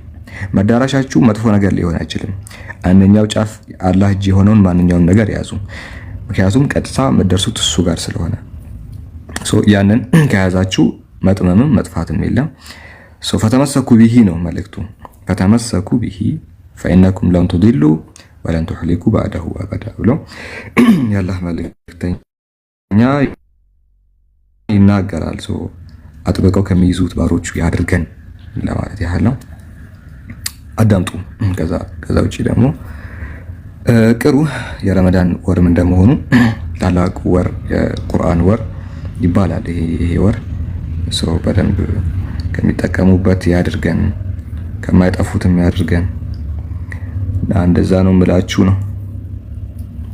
እንደዛ ነው የምላችሁ።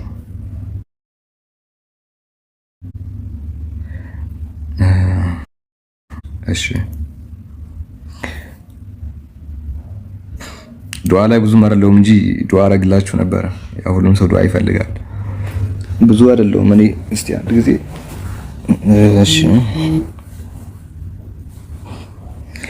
እንደዚህ አይነት ትምህርት ተምራችሁ የሥላሴን ፎቶ ስታዩ እንደ ይመጣዋል አይመጣውም? አይመጣውም።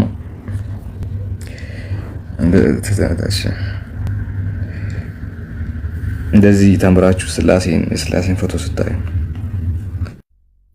ሙዳችሁን አበላሸውባችሁ። እኔ ዱዓ አልችልበትም፣ ለራሴ ብቻ ነው የማደርገው። አይመጣውም፣ ተውት በቃ አይመጣውም። እሺ ስለምን እንማር? መጽሐፍ አለ ወይስ አለቀ? አለ። ስጦታው ደርሷችኋል እንዴ? እንትን ያሸነፋችሁ ልጆች መግዛት ከፈለጋችሁ አሁንም አለ። ቆየት ብለን እንመለስበታለን። እሺ ምን እንማር? ተውት ክርስትናውን። ስለ ቀዳውል ቀደር እሱን እንኳን ተውት፣ በጣም ይረዝማል። እሺ ስለምን እንማር ጋይስ? ስለ ቁርአን ሐሩፍ ቅራአት ምናምን እንማር። ስለ ነቢያችን መሐመድ ስለ ተውሂድ ሁሌም እንማረዋለን። ሰብዓቱ ቂራአ ሰብዓቱ አሕሩፍ الأحرف السبعة المعاني الأحرف السبعة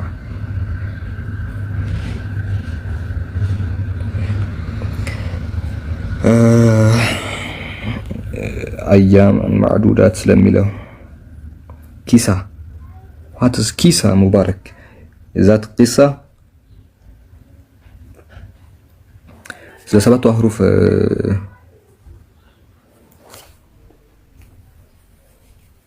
ስለ ቀደር አውራ። ረጅም ነው እሱ የቁርአን አመጣጡ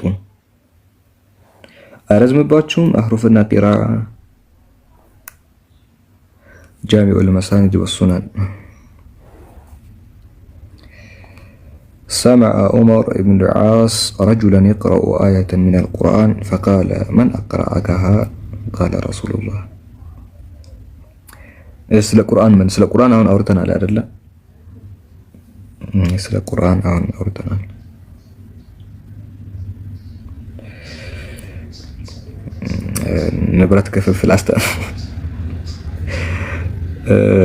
ንብረት ክፍፍል አስተምረን ደስ ይላል፣ ተመችቶኛል።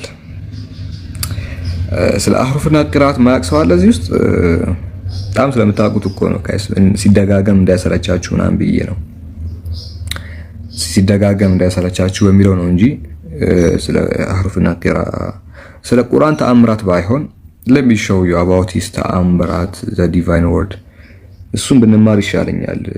በጣም ተደጋገመ። ይሄ ክርስቲያኖቹ ጅልና ወረቀት የያዘውን አይለቅም ይባላል በተረትና 24 ሰዓት ሀፍስ ዋርሽ ምናምን እያሉ ስለሚውሉ that's embarrassing።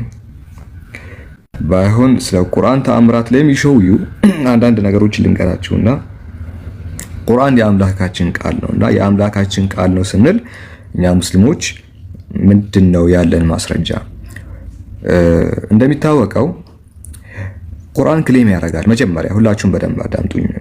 ለጊዜ ኮሜንት ቀነስ አድርጉ፣ ቁም ነገር ትይዛላችሁ። ኮሜንቱን ከተዋችሁ በእርግጠኝነት ቁርአን የአምላካችን የአላህ Subhanahu Wa Ta'ala ቃል ነው። ቃል ስንል አንደኛ ክሌም ያደርጋል። አንድ መጽሐፍ የምን መጽሐፍ ነው የሚባለውን ነገር የምታውቁት መጀመሪያ መጽሐፉ ስለራሱ ሲናገር ነው አይደለ? ቁርአን የአምላክ ቃል መሆኑን እንዴት እናውቃለን? እንግዲህ ዛሬ ፕሮግራማችን ስለ ቁርአን ይሆናል። ቁርአን የአላህ ቃል መሆኑን እንዴት እናውቃለን? በቅድሚያ አንድን መጽሐፍ የምን መጽሐፍ ነው የሚለውን ነገር ልናውቅ የምንችለው መጀመሪያ ከራሱ ነው። ምንድነው ያልኳችሁ ያለሁት? እስቲ አንድ መጽሐፍ ልጥቀስላችሁ። ይሄ መጽሐፍ ከፊት ለፊት የሚታየው መጽሐፍ የሆነ ኪታብ ነው፣ አረቢ ኪታብ ነው። የምን መጽሐፍ ነው ስንል መጀመሪያ አልማዓኒ አልአህሩፍ ሰብዓ የሰባቱ አህሩፎች ትርጓሜ ማብራሪያ ይላል። ይህን መጽሐፍ ምን ሊያወራ እንደሆነ መጀመሪያ ከገጹ ልረዳ እችላለሁ። መጀመሪያ ከገጹ እንረዳለን። ሁለተኛ የራሴን መጽሐፍ ኤግዛምፕል ላድርገው። ይሄ መጽሐፍ ምንድነው ውስጡ ስለምንድነው የሚያወራው የሚለውን ቅድሚያ ላውቅ የሚችለው ከራሱ ከመጽሐፉ ነው። ሰማዕቱ ብራና የመጽሐፍ ቅዱስ መበረዝ በታሪክ እውነቶች በሰላሴን ይሄ መጽሐፍ ምንድነው ስንል ስለራሱ ቅድሚያ ይናገራል። ኦኬ መጽሐፉ ሰማዕቱ ብራና ይባላል። የመጽሐፍ ቅዱስ መበረዝ በታሪክ እውነቶች የሚታርክ ነው። ከዛ ሁለተኛ ገጽ አለ፣ ምስጋና አለ፣ መውጫ መቅድም ምናምን እያለ አነባለሁ። መቅደሙ ስለምን ሊናገር እንደሆነ ለነገረ ታሪክ መግቢያ ታሪክ በእንተ ሰማዕቱ ብራና እያልኩኝ ከራሱ መጀመሪያ ምስክርነት ቼክ አደርጋለሁ። ስለዚህ ስለ ቁርአን ስናወራ የአምላክ ቃል መሆኑን እንዴት ልናቅ እንችላለን ከተባለ ቅድሚያ የራሱ ምስክርነት ያስፈልገዋል። መጽሐፉ ማንኝ ብሎ ነው ክሌም እያደረገ ያለው? ኦኬ ክሌም ሲያደርግ ራሱ ስለ ማንነቱ ስለ ምንነቱ እንዴት ነው የሚናገረው የሚለውን ነገር እናያለን። በቅድሚያ ልናደርግ የምንችለው እሱን ስለሆነ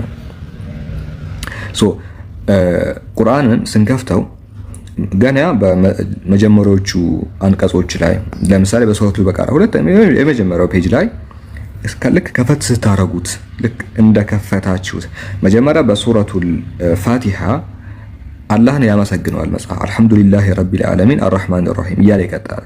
ለዓለማቱ ጌታ ምስጋና ይገባው ይላል። ኦኬ መጽሐፉ አላህን አመስግኖ ነው የሚጀምረው። የእንትና ዘር እንትና ወለደ እንትና አስገኘ እንትናን እዛ ግንባሩን መተው ምናምን ብሎ አይደለም የሚጀምረው፣ ታሪክን አይደለም የሚጀምረው። ልክ ቁርአኑን ሲከፍቱ አንድ የመጀመሪያው ፔጅ ላይ አልሐምዱሊላሂ ረቢል ዓለሚን አርራህማኒር ረሂም ማሊኪ የውሚዲን ይሄንን ነው የሚጀምረው። አንድ ብሎ ሲጀምር ራሱ አላህን አመስግኖ ይጀምራል። የመጽሐፉ ይዘት ልክ ሲከፍቱ አላህን የሚያመሰግን የሆነ መጽሐፍ ነው። ከዛ አለፍ ስታረጉ አንደኛውን ፓርት እንደዚህ ይዛችሁ ስገንትን ስታረጉ ከፈት ስታረጉት ዛሊከል ኪታቡ ላ ረይበ ፊሂ ሁደን ሊልሙተቂን አለ። ይህ መጽሐፍ ከአላህ ለመሆኑ ጥርጥር የለበትም ለፈሪሃን መሪ ነው ይላል። ጀስ ከፍቱት ከአላህ ስለመሆኑ ጥርጥር የለበትም ነው። ኦኬ መጽሐፉ ክሌም እያደረገ ያለው ዛሊከል ኪታቡ ላ ረይብ ምንም ረይብ የለበትም ከአላህ ለመሆኑ ለፈሪሃን ደግሞ መሪ ነው ይላል። ኦኬ አምላክን ለሚፈሩት አለ አምላክን ለሚፈሩት ምንድነው ለሙተቂኖች ሁዳ ነው ምሪት ነው አለ። ይሄም ደግሞ ከአላህ ለመሆኑ ላ ረይብ ፊህ ምንም ጥርጥር የለበትም አለ። ሶ ክሌም ያደርጋል ይሄ የአምላክ ቃል ነው። አምላክን ለሚጠናቀቁትና ለሚፈሩት ደግሞ ምሪት መሆን መጽሐፍ ነኝ ይላል። ስለራሱ በዚህ ደረጃ ይናገራል። አንዳንድ መጽሐፍቶችን እንግዲህ ብናነበው መጀመሪያ እግዚአብሔር ሰማይና ምድርን ፈጠረ፣ እንትና ቀለሜንጦስ እገሌን ወለደ፣ እገሌ ደግሞ እንትና ወለደ፣ እንትና ደግሞ እንትና ወለደ። ቆይ መጀመሪያ አንተ ራስህ ማን ነህ? አሁን እንደው ኮምፔር ማድረግ አልፈለግም በዚህ እንጂ እኔ ኮምፔር ያደረኩ አይደለም። ኦብቪየስሊ ዝም ብዬ ነገሩን እንድታዩት ያለው እንጂ ዲስ ኖት ምንም የሚገናኝ ነገር አይደለም። የመጀመሪያው የአዲስ ኪዳን መጽሐፍን ስንከፍት የዳዊት ልጅ የአብርሃም ልጅ የኢየሱስ ክርስቶስ ትውልድ መጽሐፍ አብርሃም ይስሐቅን ወለደ፣ ይስሐቅ ያዕቆብ ወለደ፣ ይሁዳ ትዕማርን ፋሬስን ወለደ፣ ገሌ ወለደ፣ ገሌ ያኛው ወለደ፣ ይሄኛው ያኛውን ወለደ፣ ሴም ንጉስ ዳዊትን ወለደ፣ ዳዊት ሰለሞንን ወለደ ብላ ብላ ብላ Wait a minute. Who are you? አለ ልጁ ጀረሚም ላይ ቅድሚያ ማን አንተ? Tell me about yourself. ከየት ነው የመጣው? ቁርአን ሲጀምር ስለራሱ ዛሊከል ኪታቡ ላ ረይብ የመጀመሪያው ምዕራፍ ላይ ዛሊከል ኪታቡ ላ ረይብ ፊህ ሁደል ሊልሙተቂን መጽሐፉ ከአምላክ ለመሆኑ ጥርጥር የለበትም ብሎ ክሌም ያደርጋል። አለፍም ስታደርጉ ሱረቱ ተውባ ላይ ወኢን አሐዱን ሚነል ሙሽሪኪና ኢስተጃረክ ፈአጅሩ ሐታ ይስማዕ ከላመላህ ከአጋሪዎች አንዱ ጥገኝነትን ቢጠይቅህ አለ። ከአጋሪዎቹ አንዱ ጥገኝነትን ቢጠይቅህ ከሙሽሪኮቹ ፈአጅሩ ሐታ የስማዕ ከላመላህ የአላህን ቃል ይሰማ ዘንድ አስጠጋው። ነገሩ የአላህ ቃል ነው የሚሰማው የአላህን ቃል ይሰማ ዘንድ አስጠጋው። የማንን ቃል? የአላህን ቃል። እሺ በሱረቱል ፉርቃን ምዕራፍ 25 ቁጥር 1 ላይ ተባረከ الذي نزل الفرقان على عبده ليكون للعالمين نظيرا ተባረከ الذي نزل الفرقان على عبده ليكون للعالمين نظيرا ያ ፉርቃን ቢማዕና ቁርአን ነው። እሺ ፉርቃን ሚንስ ፉርቃን የሚለው ቃል ይሄ ቃል የቁርአን ሌላኛው ስሙ ነው። እዚህ ጋር ፉርቃን ይለዋል። ፉርቃን የሚለው ቃል ሊትራሊ ኦኬ እውነትን ከውሸት የሚለይ ነው። ሊትራሊ ፉርቃን ማለት እውነትን ከምን ከውሸት የሚለይ የሚል ትርጉም አለው። ፉርቃን ሚንስ ፉርቃን የቁርአን ስም ነው። እውነትን ከውሸት ይለያል ይላል። አማርኛው እንደውም ሌላ ቦታ ከመሄድ እዛው ከላይ በኩል ምን ብሎ ይጀምርላችኋል? እዚህ ጋር እውነትን ከውሸት የመለየት ምዕራፍ ይላል። ዳዳስ ፉርቃን ማለትም እሱ ነው። ተባረከ الذي نزل الفرقان على عبده ليكون للعالمين نظيرا ያ በባሪያው ላይ አለ ተባረከ الذي የተባረከ ነው ወይ ደግሞ ክብርም ጥራትም የተገባው ነው ይላል። ስለ አላህ ይናገራል። الذي ያ ነው እሱ نزل الفرقان ቁርአን ያወረደው ነው አለ على عبده በባሪያው ላይ ለዓለማት ደግሞ ግሳጼ ይሆን ዘንድ አስፈራሪ ይሆን ዘንድ በገሃነም የሚያስፈራራ በጀነት የሚያበስር የሆነ መጽሐፍ በባሪያው ላይ ያወረደው ማን ነው አለ? አምላክ ነው። ስለዚህ አምላክ በባሪያው ላይ ቁርአንን አውርዶታል ነው። ኦኬ መለኮታዊ ቃል ከአምላክ ወደ ባሪያው ለዓለማት አስፈራሪ ይሆን ዘንድ የወረደ መጽሐፍ መለኮታዊ ቃል መሆኑን ከዚህ ልንረዳ እንችላለን። ሌላኛው በሱረቱ ሹዓራ ላይ ወኢነሁ ለተንዚሉ ረቢል ዓለሚን እርሱ አለ ቁርአን በእርግጥ ከዓለማቱ ጌታ የተወረደ ነው። በእርግጥ ከዓለማቱ ጌታ የተወረደ ነው ብሎ ይናገራል። በሌላም ቦታ በሱረቱል ዋቂዓ 56ኛው ቁጥር 77 ላይ ኢነሁ ለቁርአኑን ከሪም አለ። ምን ማለት ነው? እርሱ የከበረ ቁርአን ነው። እርሱ የከበረ ቁርአን ነው አለ። የተከበረ ቁርአን ነው። ኢነሁ ለቁርአኑን ከሪም እርሱ የከበረ ቁርአን ነው። ተንዚሉን ሚን ረቢል ዓለሚን ከዓለማቱ ጌታ ከአላህ የተወረደ ነው። ይሄ እርሱ የከበረ ቁርአን ነው። ክቡር የሆነ ከሪም ነው። ቁርአን ከሪም ነው። ከሪም የሚለው ቃል ብዙ ትርጉም አለው። ያው በቋንቋ ደረጃ ከሪም የሚለው ቃል አንደኛ ክቡር የሚል አለው፣ ክቡር የሚል ትርጉም አለው። ሁለተኛ ቅዱስ የሚል ትርጉም አለው፣ ቅዱስ የሚል ትርጉም አለው። ከሪም በማዕና ቅዱስ የሚል ትርጉም አለው፣ የተከበረ ክቡር የሚል ትርጉም አለው። ግን እዚህኛው ገጹን ስትመለከቱ ቁርአን ሽፋኑን ስትመለከቱ ቁርአኑን ከሪም ይላል አይደለ? ቁርአኑን ከሪም ይላል። ገጹን ስትዘጉት ወፍራሙ እንትን ላይ ቁርአኑን ከሪም ይላል እና ቅዱስ ቁርአን ተብሎ ተርጉሟል። እዛ ጋር ቅዱስ የሚል ትርጉም አለው። እዚህ ጋር ደግሞ እነሆ ለቁርአኑን ከሪም ሲል እርሱ የከበረ ለሚለው ቃል እንግዲህ የገባው እዚህ ቦታ ለዚህኛው ቃል ይሄኛው ቃል ነው። እነሆ ለቁርአኑን ከሪም እርሱ የከበረ ቁርአን ነው። ተንዚሉም ሚን ረቢ